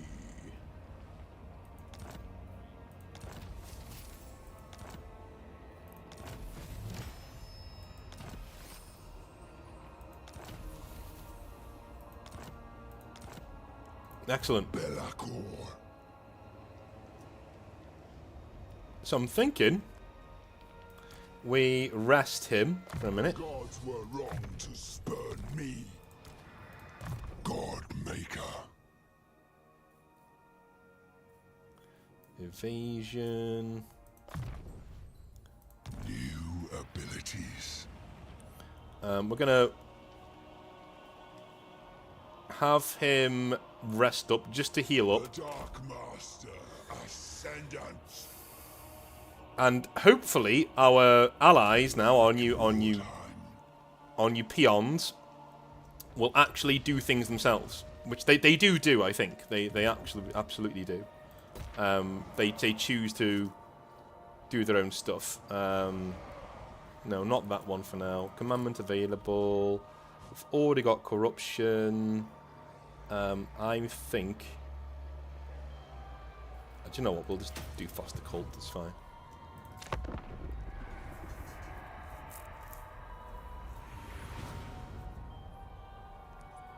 We're probably going to go subjugate up north right now, I think.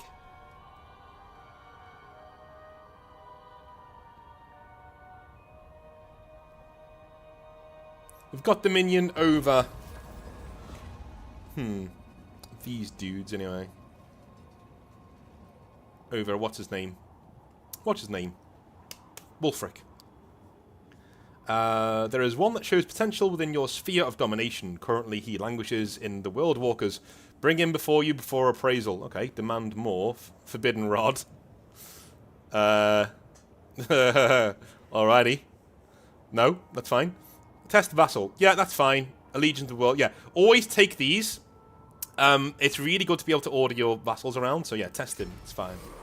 Don't worry about that. The first. Oh, you're going to exile up north. Indeed, I am. Hi, Baltimore. How's it going, man? I am, actually, yes. I'm going to exile up north. Well, I've got to now. Now you've said it. I can't not, can I? Off we go. Wins. What a metal name. Doomkeep. Where are you from, Doomkeep? Oh, nice. Nice, man. Nice, man. Cool. I love that. Oh, this is the thing with Warhammer Total War, man. Like, Belakor tells you what to do. He tells you. He says, Archaon is weak. Should have been me. It should have been me. He tells you what to do. Which is why we're ignoring everybody else. And we're going to push Archaon shit in. We are going right over there. And he's getting a spanking.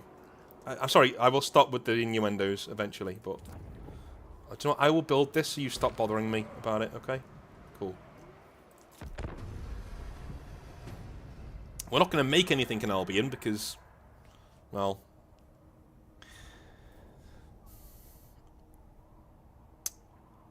Screwing over other Chaos factions is peak Belakor. Indeed. Indeed. It's all going well, mate. Baltimore, are you still working on that history channel with the dinosaurs and stuff? Because I was really enjoying that. But I haven't seen it come up on my feed in ages. So I need to have a little look. Like, YouTube does that. Like, if you don't actively search out videos sometimes, it just stops recommending them to you. But I really enjoyed those. Because I'm a big fan of Jurassic World Evolution. Well into it, and I'd have those on in the background whilst I was playing. So if you are doing them, The Dark Master walks. continue. Because I really enjoy them. Where are we going around here? Lamont Dahl. That is not a Norse name. Lamont Dahl? That's not very Norse. At least not to me. Wulfrik? Yeah.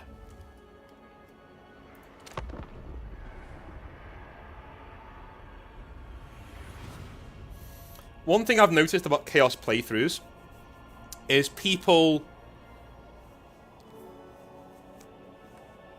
all of your vassals, they dogpile really quickly.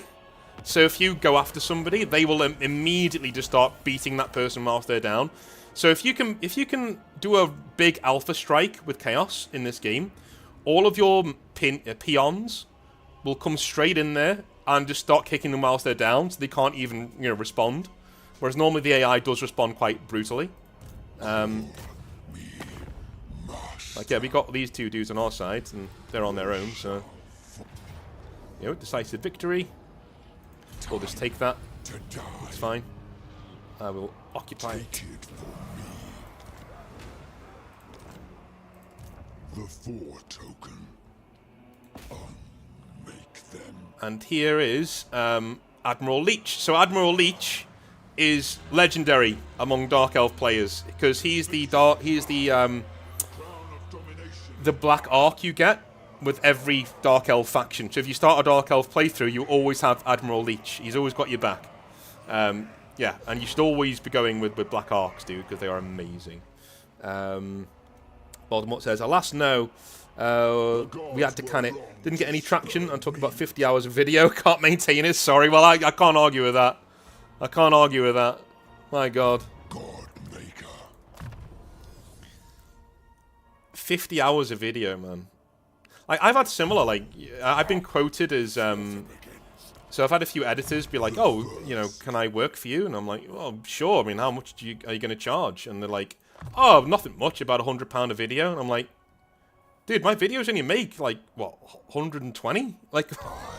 So you want 90% of the income of the video just to, no, go away.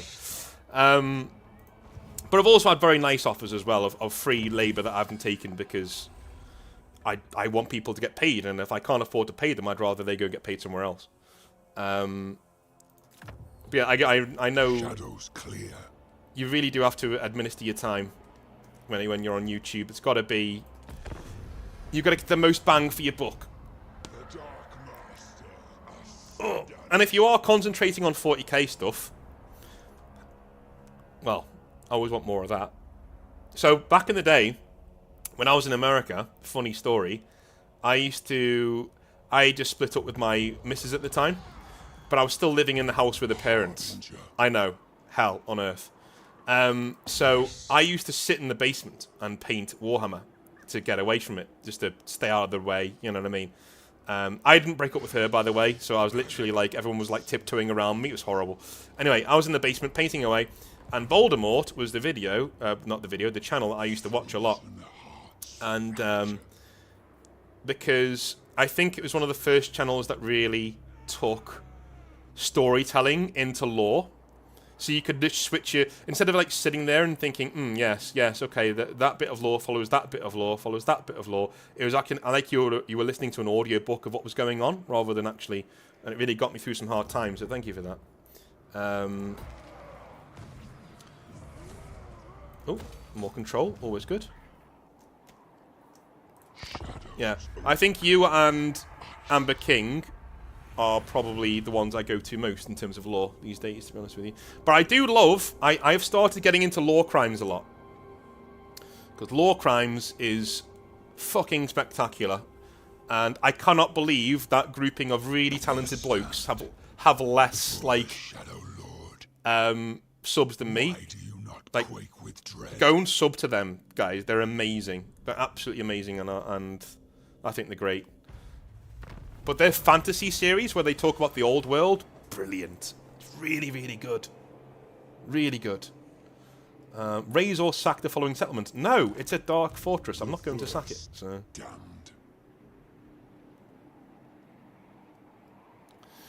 Voldemort says, yeah, I got asked £50 an hour. I said, yeah, I don't earn that much, dude. Sorry. Yeah. Yeah. I do think, I mean, God bless you if you're trying to earn your money doing editing. It is an industry. It's there, right? You know, you earn your money, man. Earn your stuff. Earn your crust. But, like, don't take the piss. Like, people seem to think, especially at Voldemort's channel, I bet you people will think, oh, look at this, like 100,000 odd subscribers. And you would think that translates to, like, oh, you must be a millionaire. Dude, it's not like that at all. Like YouTube is not like that at all. But you can get a lot of bang for your buck, as I said before. So I have said people are often surprised by how well financially my channel does, even though it's tiny, right? That's because I've got an awesome set of dedicated fans who watch every video almost all the way through. So they see all of the ads and stuff. Lord of Shadows. You know, so it depends. Like, huge channels will probably... It's weird how YouTube does it. Like, huge channels will only be earning, like, 20-30% more than a channel like mine that does well. You know, but people kind of take the piss and say, oh, well, since you've got 100,000 subscribers, I'm going to charge 50 to 100 pound an hour for my editing services. It's like, unless you're a top editor and you're working for like a top million subscriber plus YouTuber, you shouldn't be asking for that much money, dude. We're not making that much. Master. Occupy and vassalize. Yes. Worship me. Mission aborted. Good. It doesn't stay there. The Four Token. We'll go with thick-skinned. My prayers are answered. The first There is a hell of a drop-off, though. Like, you do start to get... Even, like, YouTubers... I'm lucky enough to, like, speak to YouTubers who are a lot bigger than me.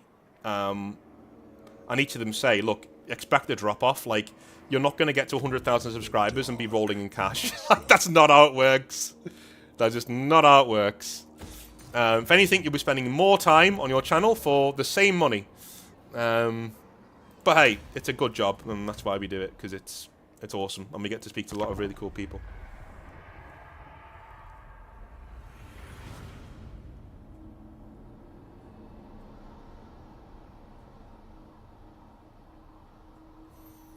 You are here because I deigned it. Mm-hmm.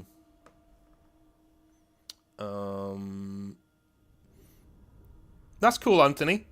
Yeah, the Sigismund videos are pretty badass. Watch retention is by far the most valuable part of YouTube. If you have 1 million subs, but people only watch for 30 seconds, it doesn't really matter. Yeah, it's true. Baldy says, hits are all that matter. Unless you have a lot of patrons, those gods amongst men allow me to continue. Otherwise, I'd be looking for a job. Size matters 0 if you don't get the views. That's true. Very, very true. Yeah, very, very, very true. Yeah, numbers can lie. Numbers can lie. Like, I've known, like, the Warhammer community online on YouTube is really good. Everyone's really, really cool. And the amount of, like, cool people I've spoken to. Hang on. Unruly vassals have risen to question your might. How dare they? Should you put on a demonstration of strength or challenge them directly? What do we get? Tribute from vassals, plus 20%. Control faction-wide. Send in the enforcers.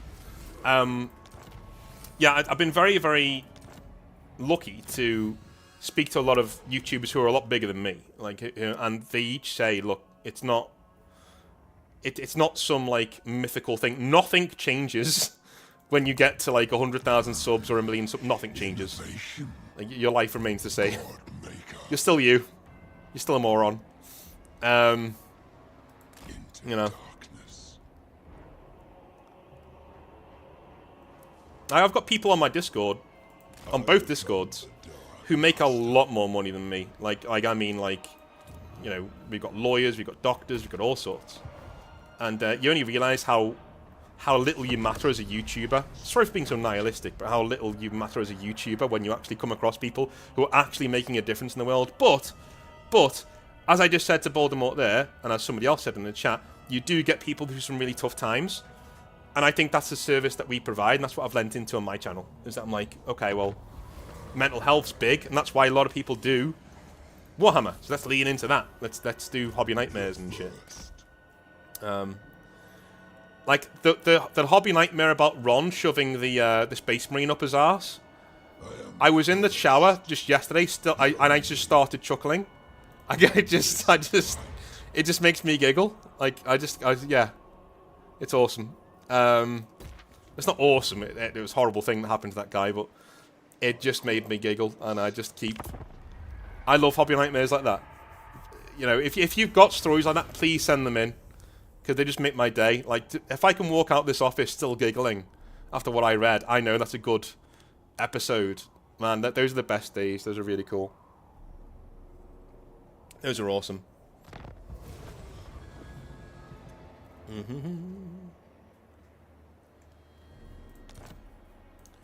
Alright,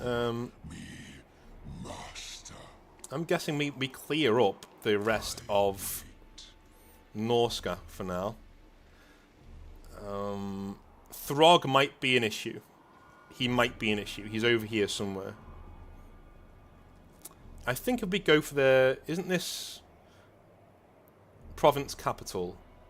I swear if we take their actual capital, they just capitulate. And they say, oh, yeah, we'll join you as a, you know, as a faction. Harbinger. We'll get the Altar of the Crimson Harvest. We'll send our dudes here down here to take Pack Ice Bay. Why not? Longship Graveyard. Alright, cool, cool. Right, let's do some chat, shall we? Let's look at the chat. Baldy said, hits are all that matter unless you have a lot of Patreon. Yep, have you read that one before? Retention. Now, if you click the next video, that's far more potent now. So shorter leads on videos leaping to the next one. That makes the channel pop. Yeah, yeah. Yeah. Absolutely. Absolutely. I think it's a mixture of all things. I think everyone's kind of right. Do you know what I mean? Like, there is no one formula. Has anyone ever heard of a YouTuber called Super Eye Patch Wolf? Right? Really cool guy. It's like one of those things where I'm not sure we'd even get on in real life. Because, like, we're not the same. Like, we are not the same. In terms of personality or, you know, wants and needs and wants and, you know, and political opinions and stuff. We're not the same at all. But in terms of, like, the content he creates, it's right up my alley. And he does a video on being a YouTuber, because he's very successful. And he talks about all the things you guys are talking about. And, like, you would think that just one of these things is going to be really, really cool to help your channel grow. But in reality, it's all of them at the same time. And even then, even if you hit everything that Voldemort's telling you to hit, everything that Noah's mentioned, even if you hit all of that, the algorithm could still just ignore you. There's a good chance it will. There's a good chance it'll just go, nah, this game is not for you. But then you get a little diddly channel like mine. 1 or 2 videos took off, kind of. And because I was getting steady numbers, YouTube went, oh, have some more numbers. There you go. There you go. There you go. Have some more numbers, right? I live in fear of the day we get to like 100k subscribers, because then the pressure will be large. Very large. But we're not going to get there for a long time yet. I think next year we're looking at hopefully 30k next year. That's my target for the end of next year. I named it.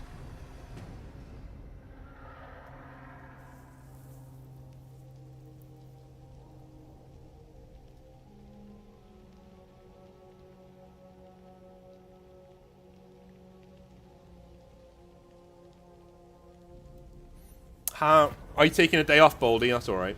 You do that. World Walkers are vassals, but are becoming unruly and challenging your rule. Show them the error of their ways. Do we wound this character? Yeah, let's wound him. Because they can just replace him, it doesn't matter. And we get loads of, like, allegiance with the World Walkers. And he gets experience, too. So it's for your own good, Sunshine. It's for your own good. Destroy all. Right. Shall we just fight this? Is this a level 3 settlement, or are they selling out? So unless the settlement is level 3 or above, you can't fight a siege battle there. Ah, this is a level 3 one. Cool. Let's fight it. Let's fight it. Why not? Why not? Hey, Commissar, how's it going, man? Pump that iron, dude. You showed who's boss. Showed who's boss. Absolutely. I'm back to the gym tomorrow. Thankfully, because I've been ill over Christmas, all of my chocolate and stuff didn't affect my weight at all. I went down to I think I went down to 15 stone 10. And I was getting worried because I was losing weight without trying, which is a bad sign. But then I've gone back up to 16 stone 1 now, which is good. Which is around about where I should be. But back to the gym tomorrow. Back to the gym tomorrow. Like, 16 stone sounds heavy. But if you saw me in real life, you'd be like, oh, right, yeah, that doesn't look like 16 stone. I'm quite lucky on that. I carry it quite well. There is something I'm planning for the summer, which I'll let you guys in on now. I've already booked the venue, so it is happening. We've done this many times and it hasn't worked out, unfortunately. But I've booked the venue. We will be doing a Warhammer 40,000 tournament, one-day tournament, in Liverpool in June. So, it is happening. Keep that between me and you. But it is happening. I'm thinking about not playing in it. I might do, but I don't know. I don't know. We'll see. I am a herald, a harbinger.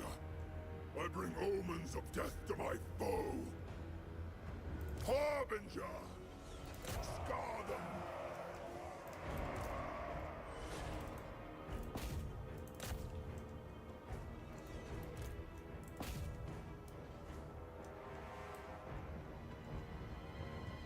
Let's head on in.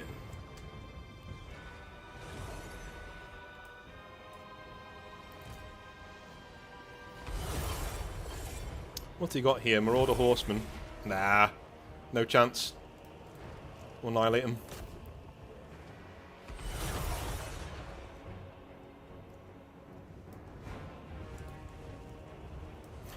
One thing I will say, the attention to detail. Dude. Come on. Like if CA put this much effort into a historical Total War, can you imagine what Medieval 3 Total War would look like? Dude, that would be amazing. Can you absolutely imagine?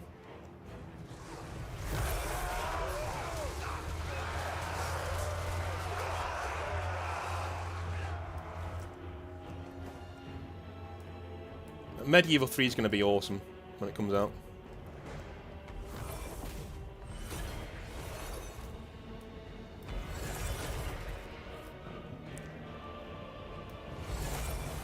Come on down.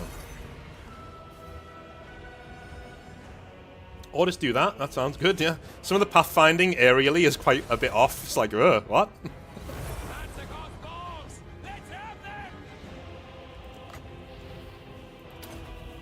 Feel the power!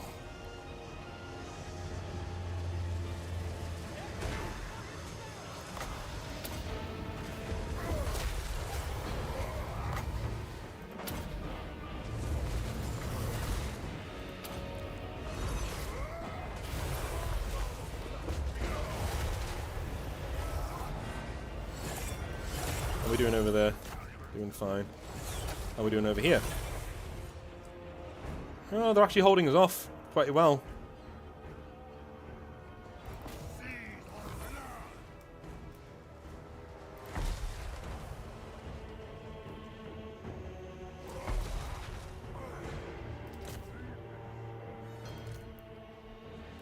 Rend!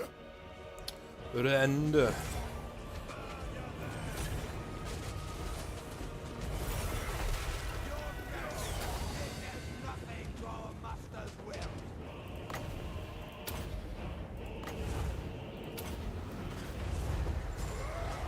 I do love how he just debuffs everybody. Everyone's like, yeah, we're dead. We're dead.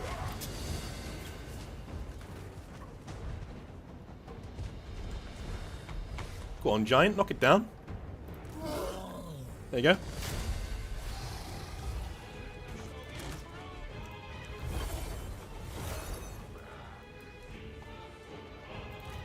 Oh, Belakor's actually taking some damage. Cool. Fear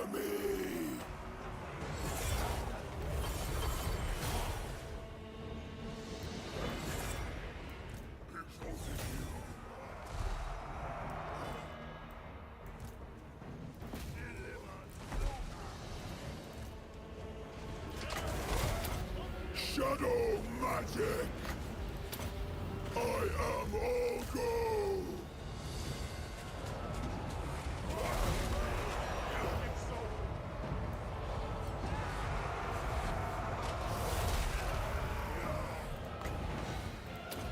Legend of Main.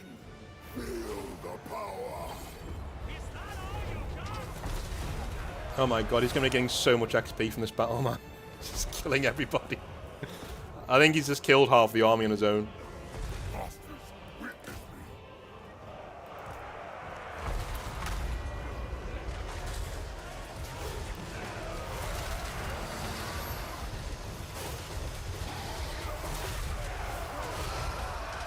Cool.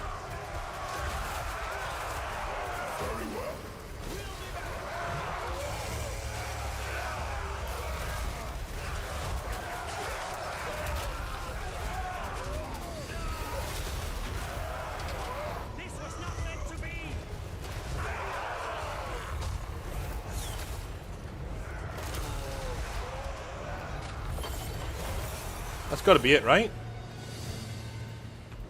For the Chaos Gods.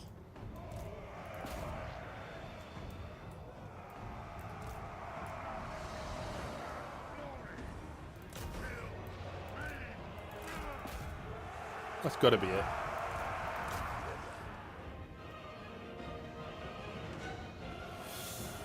I was asked the other day what I thought about in one of the videos. What I thought about a 40k version of Total War. I think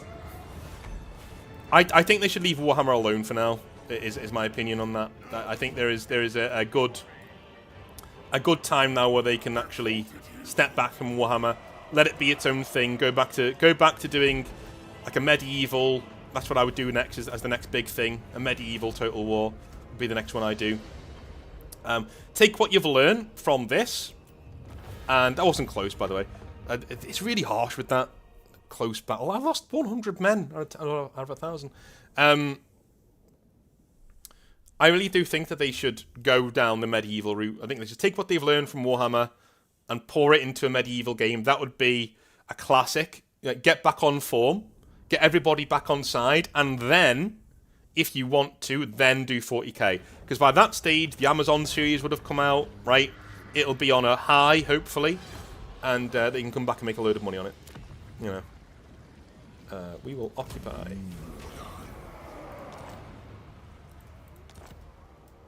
And we could tell...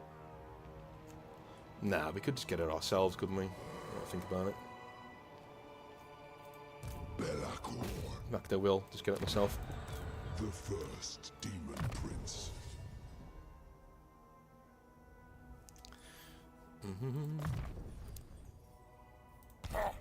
The slaughter begins. The 4 token. New abilities. New abilities. Let's do some worship. And let's do some control. Right, I'm making 3,000 gold a turn. That's not bad. That's not bad at all. That ain't bad at all.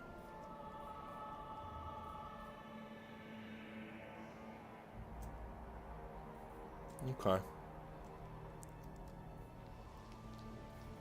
Building upgrade. I'll take that. Alright, chat time.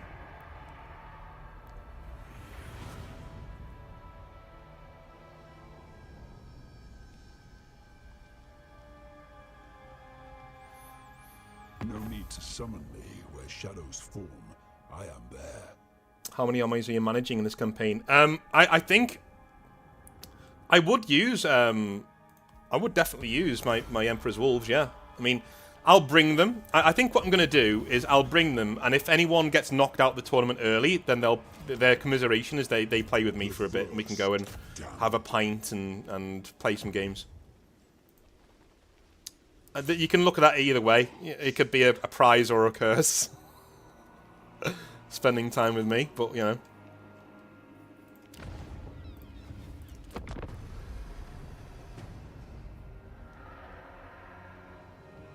Thoughts on Skaven as a faction in general?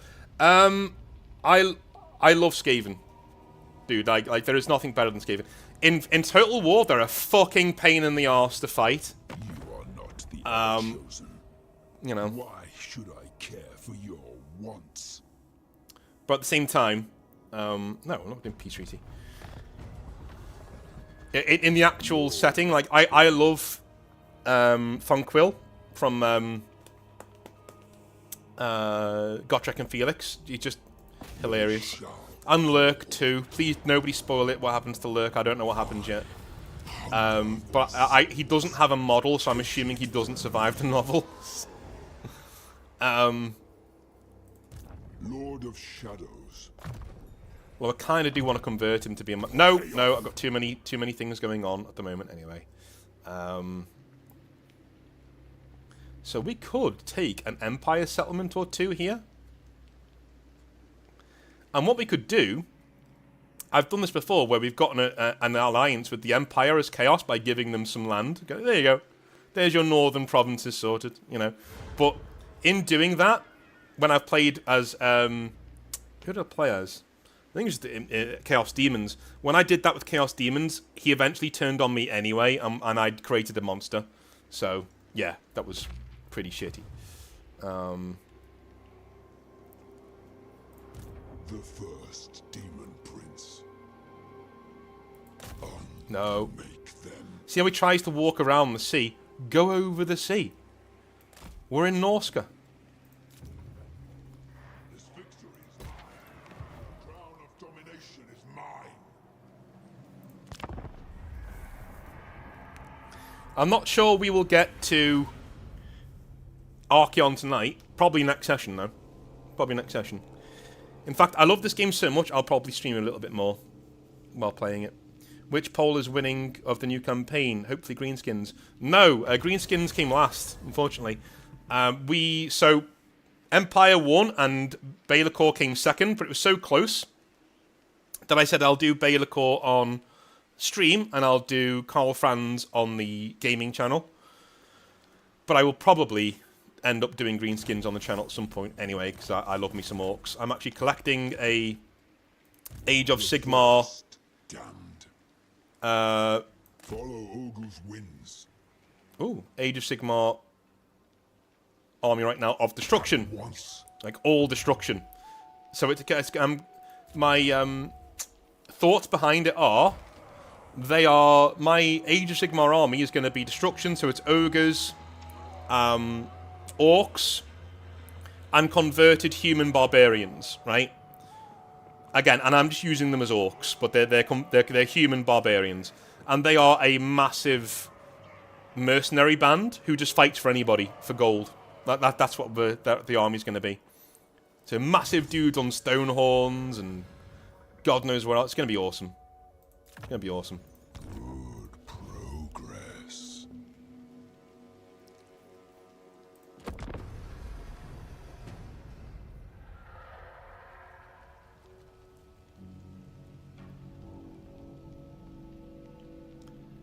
Wulfrik's where he should be, under our heel.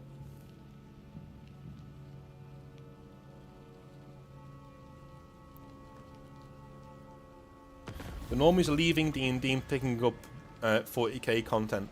I've not seen that. I mean, I've seen... I've not seen that yet, no. I'd be happy to know what you think of it, though. I've not seen it yet. That happening. Harbinger. Obviously. Back to former glories. The first demon prince. The first.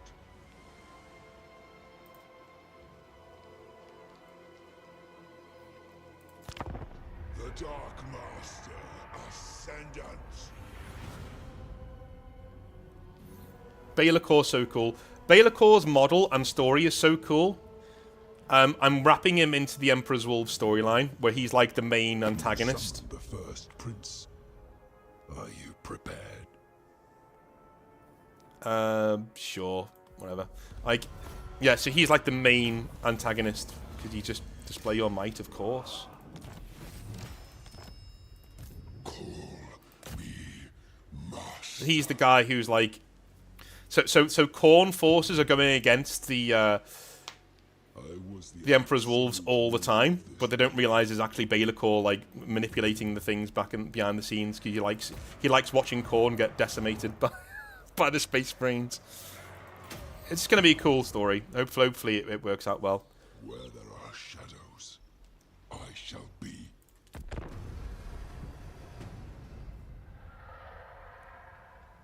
Riverside said, good to catch you live, North. Speaking from the north, building and painting NIDs whilst the snow melts as work cancelled for today. Yeah, it was snowing, man. Like, my missus got me downstairs to watch the cats investigate the snow. See what happens sometimes? Now, we're going to find it... if we want somewhere, as Belakor, we got to rush there, because look at our underlings. Like, they're just surrounding this place. So we got to get in there quick. Here we go. Time to die. There are shadows within. Harbinger, destroy.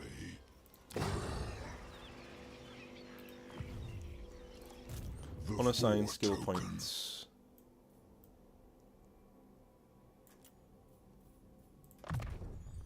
My prayers are answered. I'm making good money now, which is good.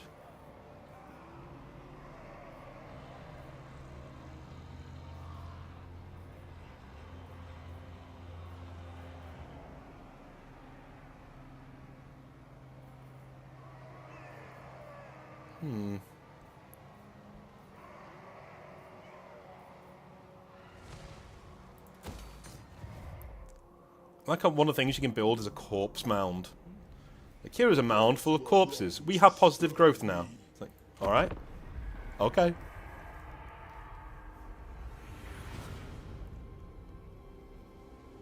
We don't want to go too far into the Empire because they will start pushing back quite brutally on us. So we don't want to really do that.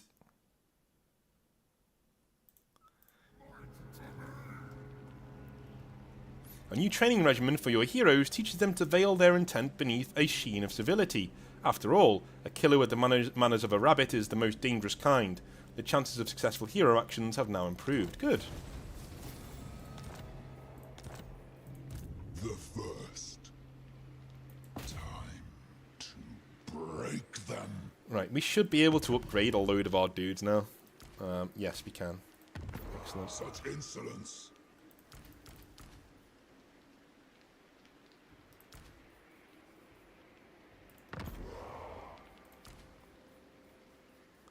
Right, we've got Chaos Champions now. And what are these? Chaos Chariots? No, we want Marauder Horse Masters, and then eventually we're going to get Chaos Knights.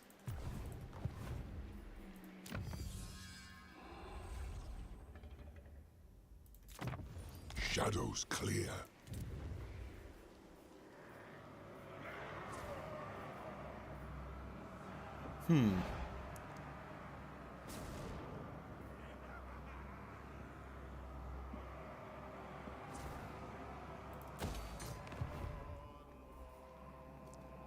You are no Morka.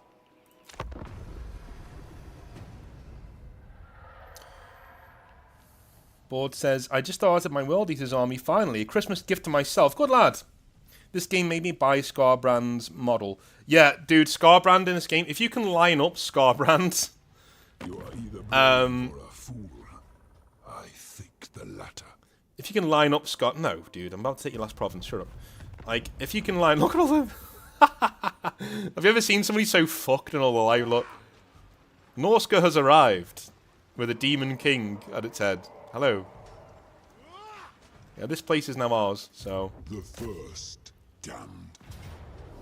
There is no escape from the Dark Master. So we subjugate them? Yes. Serve We will. me, Lord of Torment. It's always worth subjugating as chaos. I gain. Take heed. Okay, we don't want to do anything else just yet.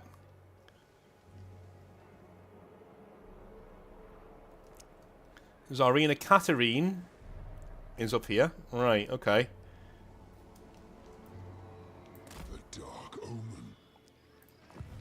So we head home, because if Kislev's on the march...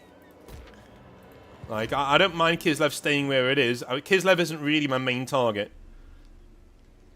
But if they're going to get involved, then I'm afraid there's going to be a lot of angry Norsemen coming their way. Yep, they've gotten involved. So we're going to take the Soul Encampment, because they don't belong here, before we go after Throg. So we'll take the Soul Encampment. Once we've taken that, then we'll go after Throg.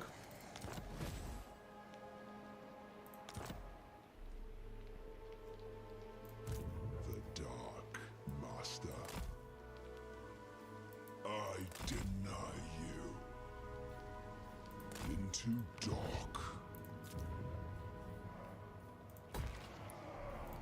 I'd love the fact that, you know, Belakor's actually standing there on the deck of the ship. He's like, into dock. Like, do you know what I mean? Like, really pompous. Take me into port.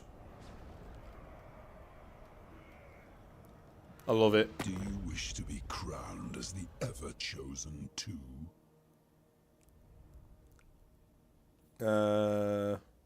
Sure, why not?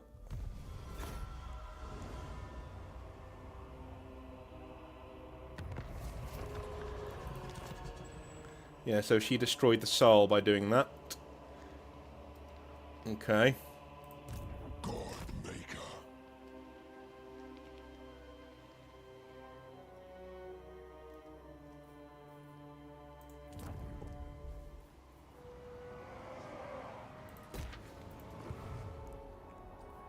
Is she just going to start taking this Bay of Blades as well? No, she's going home. Right, okay. I'm wondering if the Saul raided into Kislev territory, and that's why she came up north. Doesn't matter, I'm taking it back, but, you know. The skies beyond the horizon darken, my lord. A black arc approaches. The Dark Elves use their mighty floating fortresses of war to support their forces abroad. Such mighty weapons must be engaged with great caution, for they bring doom on those unprepared. Yeah, well, we're not at war with them, so we should be okay. We're not going to be at war with them either. Shadows. Voyage. I wait.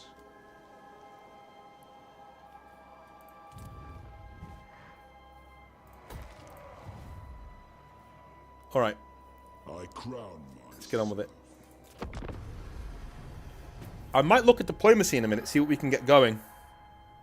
We are chaos, so we are pretty limited in that, but we can still do it.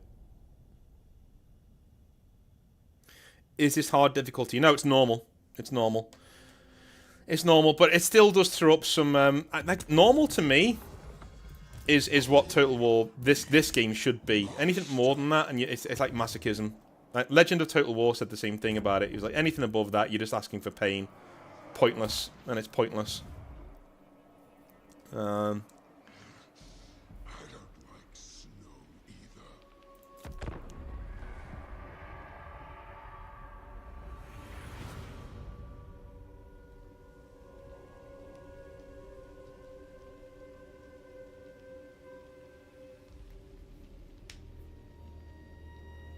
Wulfrik's getting ideas as well. Look, Wulfrik's definitely getting ideas. What going over there. The Four Token. Which I don't mind. Do you know what we can do now? We can probably get rid of this Chaos Spawn. What can we recruit here? Overcome. Ice. Yeah, we can. So we'll get rid of this Chaos Spawn. This is right. And we'll get rid of this There is no escape. demon. Dark Master. We'll bring in some aspiring champions. And we'll bring in...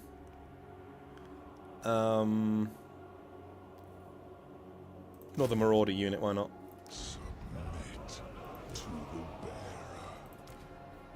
So we now have no demons in the force, which is exactly what we wanted. We didn't want any demons. Harbinger. Because Belakor don't trust chaos. So many snowflakes. I love Belakor's call out. Like, so many snowflakes. You know, that's a message from the devs to certain people. Do you wish to be crowned as the ever-chosen two? Yep, that's fine. Midland gone. Alright, I wonder who knocked them out. The first demon prince.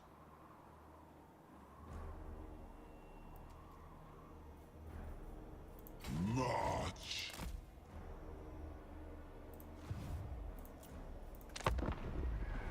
I wonder who knocked Middenheim out.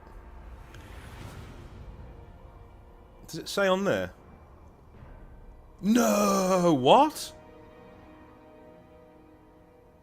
Bretonia attacked the Empire? No! You're kidding me. There's no way.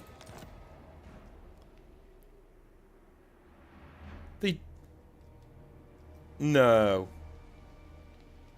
Then again, the Empire has parts of Bretonia as well. So I quite like how they've gotten the factions down to a T2 because the Bretonians and elves are so fucking arrogant. Like when you're playing as dwarves, man, it's so annoying.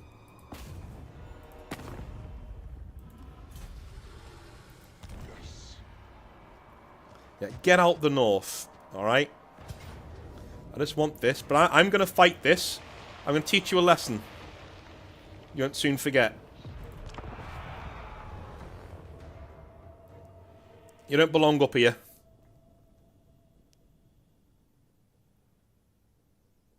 Enemy sallies out. Well, they can sally out all they like, but, you know, let's be honest. I'm only fighting on the field for effect. And to level up my heroes.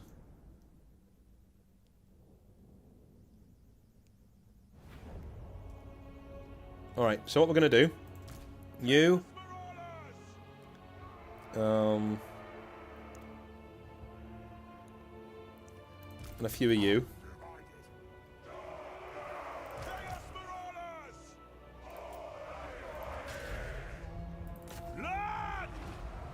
I'll go in straight in. Of being the god's plaything. In this battle, I shall break free! Throw those axes! Give us carnage! Let everybody else stay behind. Maybe get some ogres on the go.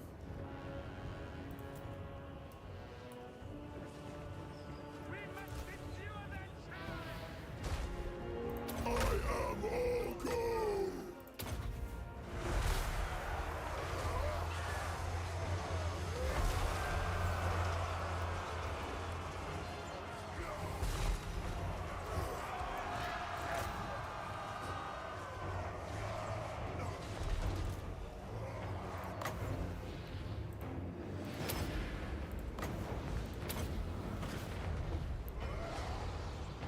Belakor! Slaughter them! Go ahead, Ed. Get over there. Get over there, Ed. No! Ed's doing his bit. Get in there.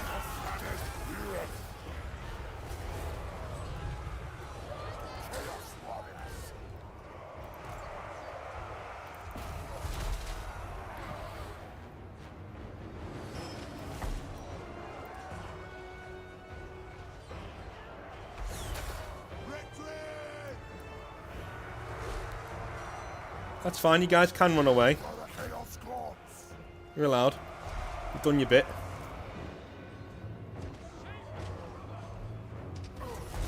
Shade wings!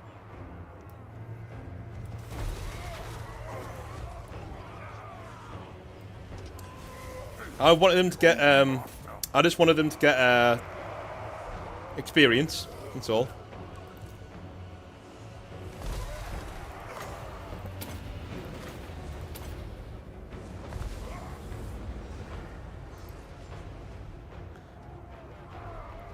Scar them.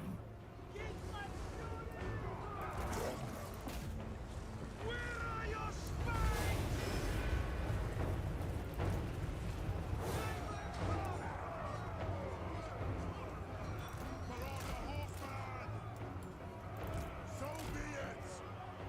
For chaos.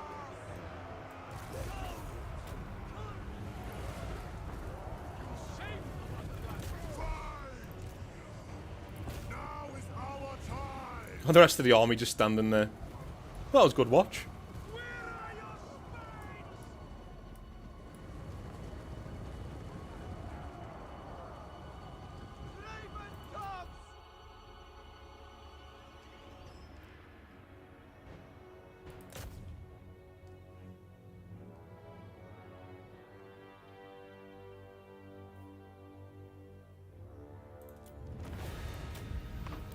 That'll do.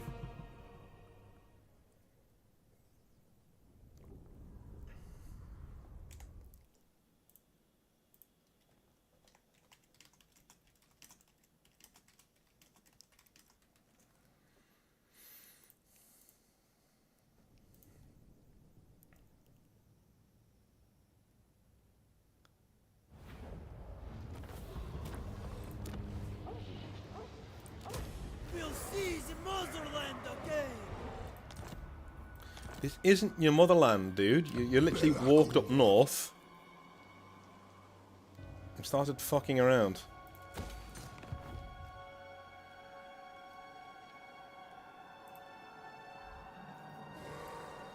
Is what you did.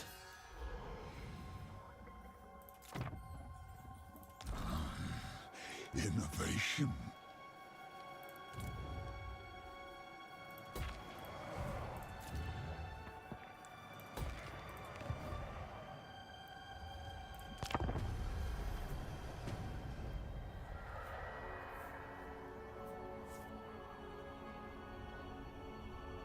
The leader looks like a ripped off GW customer.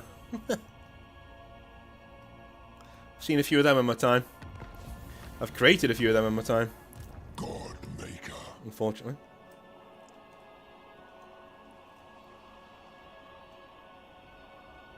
The Dark Master walks.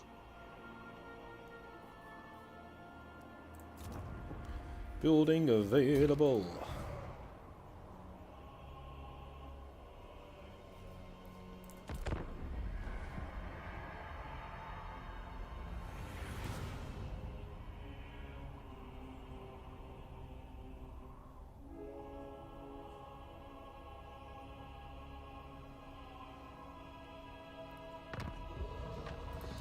The first.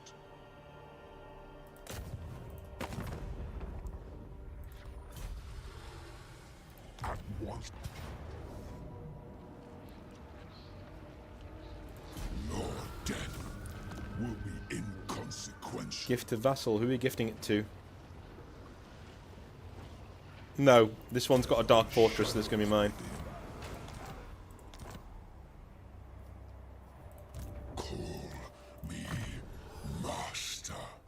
Yeah, the dark fortresses are things you basically need to keep to yourself. First. Because they are just so good. Skill acquired. They are too good to give to your underlings.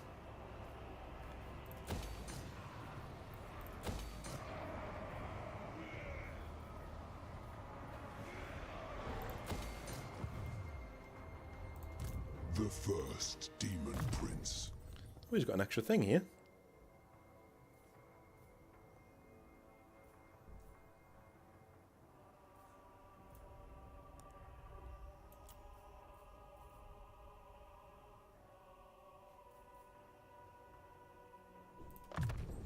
New abilities. The 4 token. Destroy all. Right, who have we got in quick deals? Hag Grafe. He won't. Okay, what will you give me? Dare show your face here, chaos scum.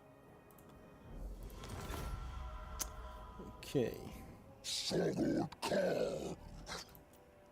Nobody wants to do trading with me. Okay.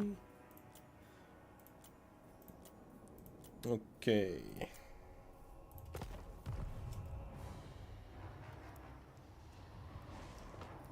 That is how I planned it.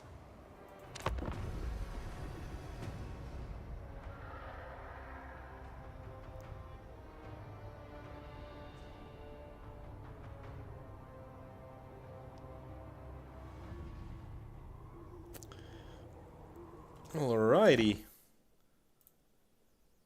Let's Ice Court have the crown of the Nemesis crown, Lord of Torment. which normally wouldn't be good, but like that doesn't really matter. They're too far away.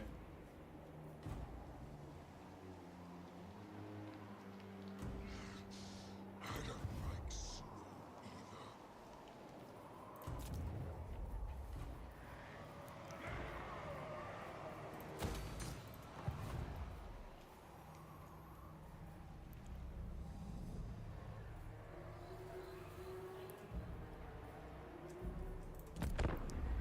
Yeah, the two. I don't know why they came that far north. To be honest with you, they walked through a lot of Chaos lands just to get there. Is Belakor the one who's trying to become next Chaos God? No. He wants to become a god, but he also wants to just beat the living shit out of the Chaos gods for abandoning it, basically abandoning him back in the day. Are there any other dark fortresses? No. So I think we're okay just taking these. I shall scar you. Gift this to vassal. Yep, fine. Resurrect the tribe. All goes to plan. More vassals for me. The first. For chaos. We've nearly got our first dark fortress. That'd be cool.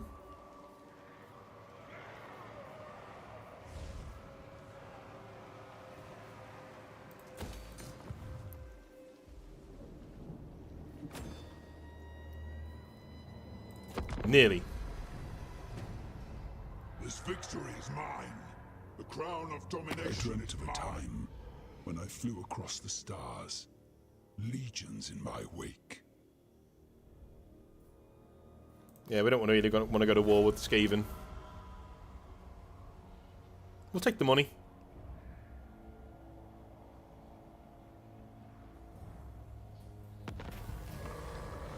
Send in the enforcers again.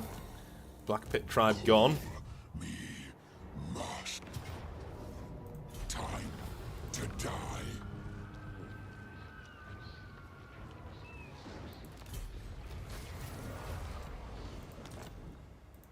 Lord of Shadows. And that is pretty much him gone, isn't it? Yeah, Crackadrak. We're going to go down Crackadrak. To attack. That can be a dark fortress, so I'll take that for myself. The gods were wrong to spurn me. I agree. Back to former glories.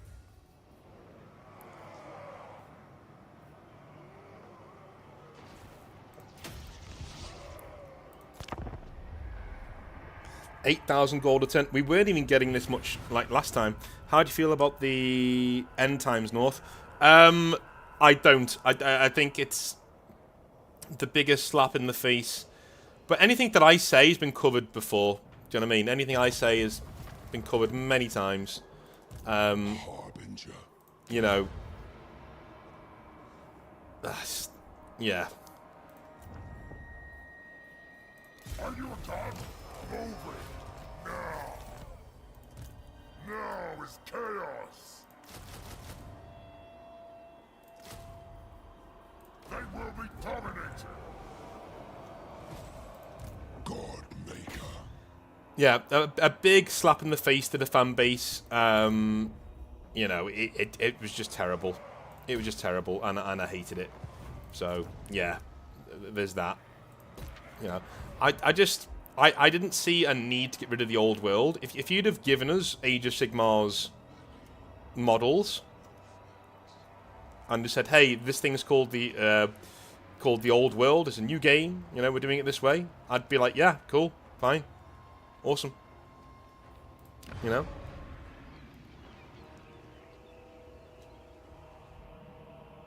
What we will do is defend target. That one.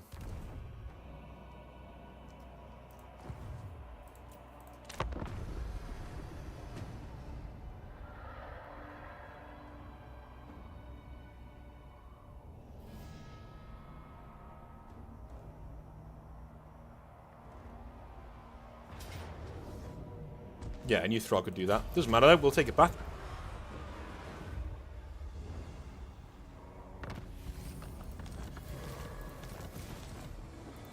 The first damned. I hunger for souls.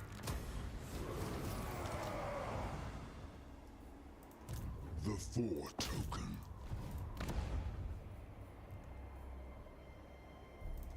One, two,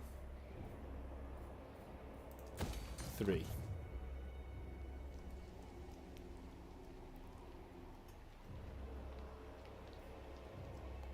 It's Throg being down there that's causing the issue.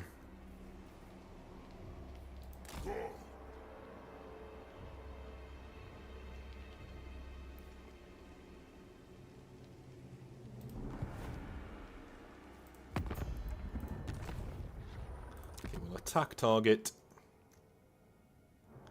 There we go. Throg will not last long against all those dudes running towards him.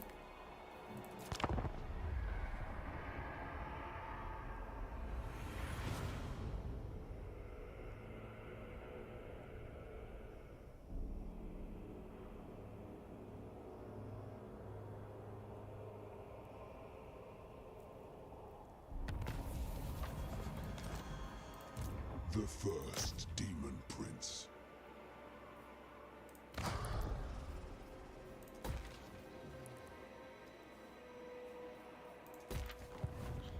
Okay. More technology. You can see the technology, we're already nearly there. Like, and we're not even Our thoughts partway through. crystallize. Ah, the slaughter begins. Yeah, Throg's gone back, so we're going to take that and take that. Yeah, so you guys go and fuck up Throg. You see what I mean, though? What I said at the start is that you will have an alpha strike force to go in and basically clear out a load of dudes. So we attacked Throg up here with our main force, which is great. But and then Throg retaliated down here, which is what the game normally does, right? It starts to move in on you in certain areas. But because we've got so many vassals, we've just said, yeah, go and annihilate this, and look, he's now surrounded on both sides. He's not getting away from this. They don't get to fight back. Now, don't get me wrong, you do get a lot of dudes coming after you eventually, but The dark must. so you need this.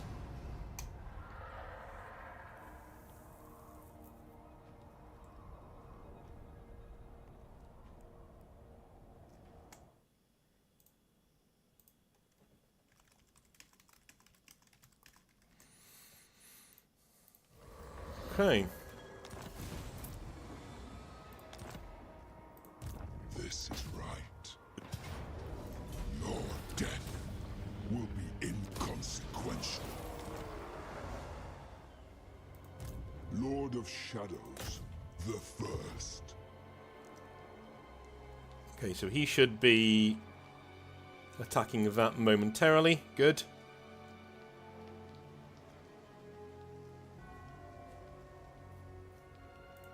A glorious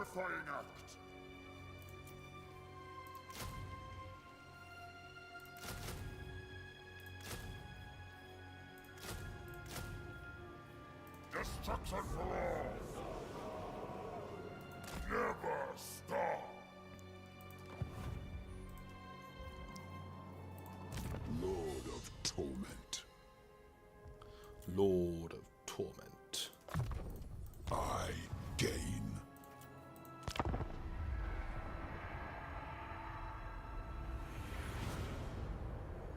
We basically got him now. No, I don't think there's much he can do.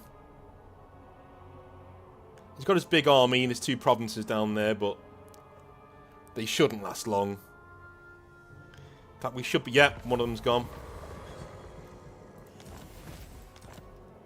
War coordination target lost. That should mean... Yep.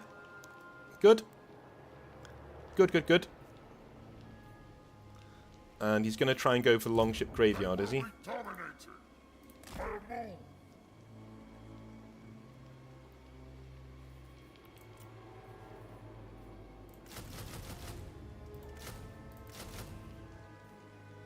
You have my favor. Yes, it is so. You have my favor.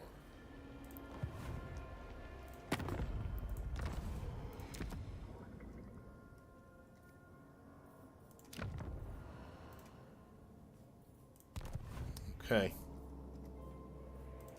Call me master.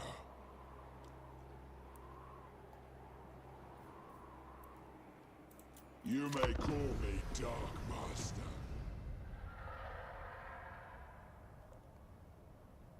You summoned the first prince. Are you prepared? Yeah, it's fine. Trade agreement.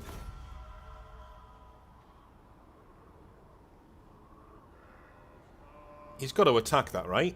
Yeah, I thought so.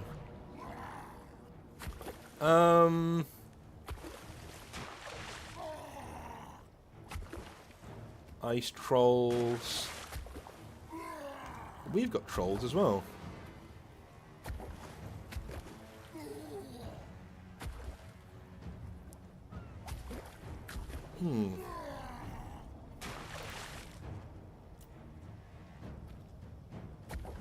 I'm going to try it.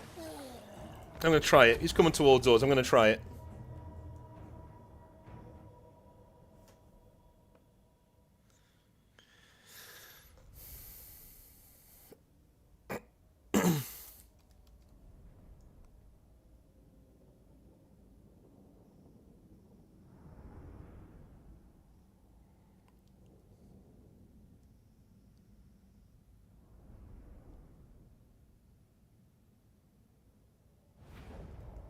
Right, my plan is hold this high ground, of course.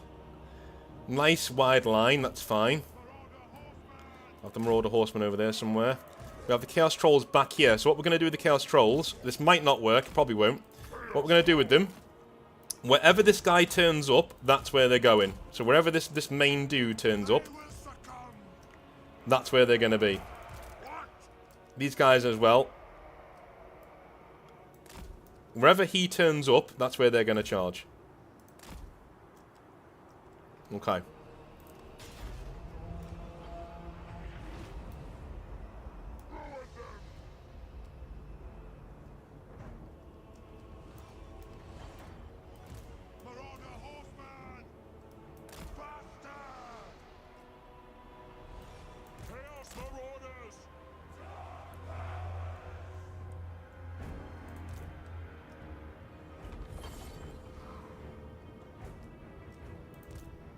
Slight problem, he's got lots of Marauder Horsemen.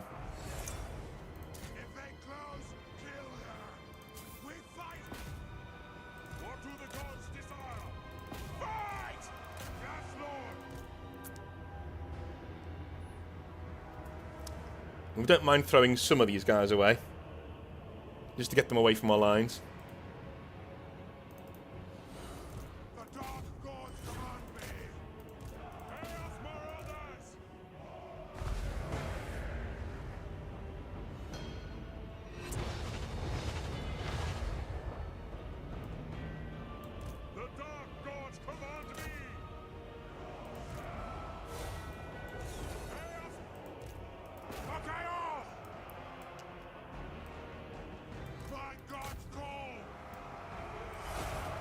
That's fine. They can run away.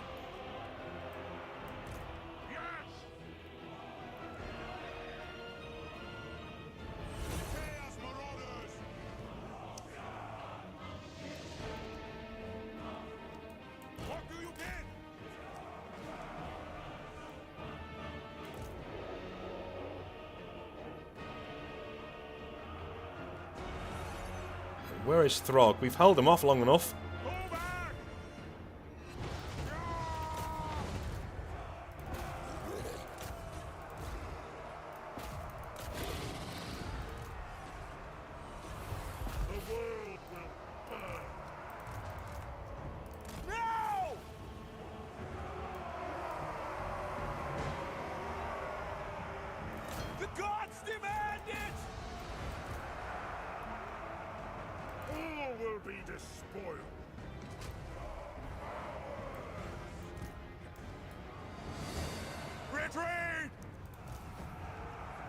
Oh, everyone runs away. Great, right, awesome. That's awesome. Yeah. Chaos Lord! Slanesses perverse glory! Time to despoil! Restart the course. Please do what I'm telling you to do. No, no, don't do that. There you go. Charge them! Yes!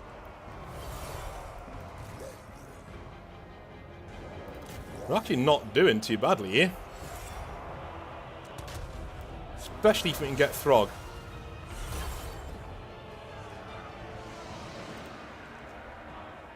Oh.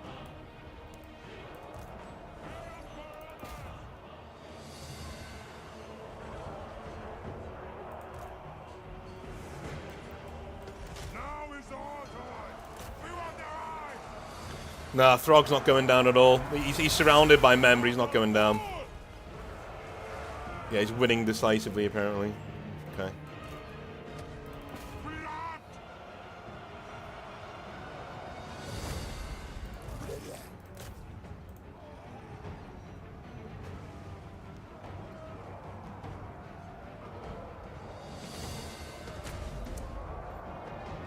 This is a case of the game being like, I can see you've got tactics, but they don't matter. I have a hero, and he's going to hold off your entire army and win the game for me. You see? How are these not running away? How are these, who are surrounded on all sides, not running away?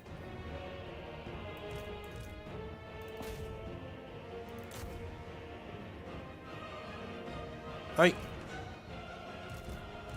Nah, fuck that. This is kind of what I mean by, you know, the game decides, no, no, no, no, no, no, Throg is not dying. Okay, get it through your head. Throg is not dying. You can surround them on all sides. You can surround all of his forces. It doesn't matter. Doesn't matter. He's living and he's killing your entire army. It's like, all right, cool. Like, Hero Hammer is not great, and I think there are certain heroic lords, as soon as they get to, like, level 20, it gets a bit ridiculous. It gets to the point where it literally, you know... Then again, he's saving me some money, I suppose. I mean, there's that. And he lost half of his army. Oh. Right. Let's take this. I shall scar you, and you will die.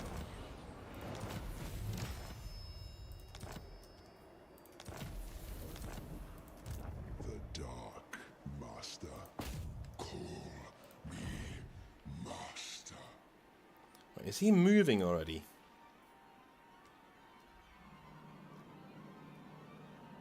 I'm wondering, because Throg's on his own now, right? He's got no more land. Oh, he does have land. It's down here. Right. Okay. So I'm wondering whether we can actually get him later. So we'll get peace with him. You want to die now? Or when my Ice Age comes? I will. That'll do. We want everybody to recover. We'll take him out later.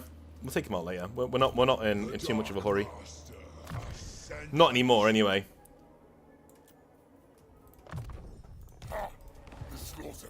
So one thing I've noticed, I'll save this here. One thing I've noticed is that in Warhammer Total War, right? I'm gonna finish it there. In this game, in old school Total War, you could pretty much, if the game said close defeat, or heroic defeat or whatever, if you played really well, you could turn that around. Do you know what I mean? I've noticed in Warhammer that's not the case in most cases. Like especially if you're up against a legendary lord or something, you know, it's just not happening. Just accept the defeat and move on. Kill off the army and the hero will run. Yeah, I mean, as you could see there, Manding Bat, like actually that's not true. Manding Bat, that's not true. I went against the Gore Queen last night, Valkyria, in another campaign. I murdered her entire army. She stood there and killed my entire force on her own. So, no, I don't think that's true. I've seen it happen multiple times.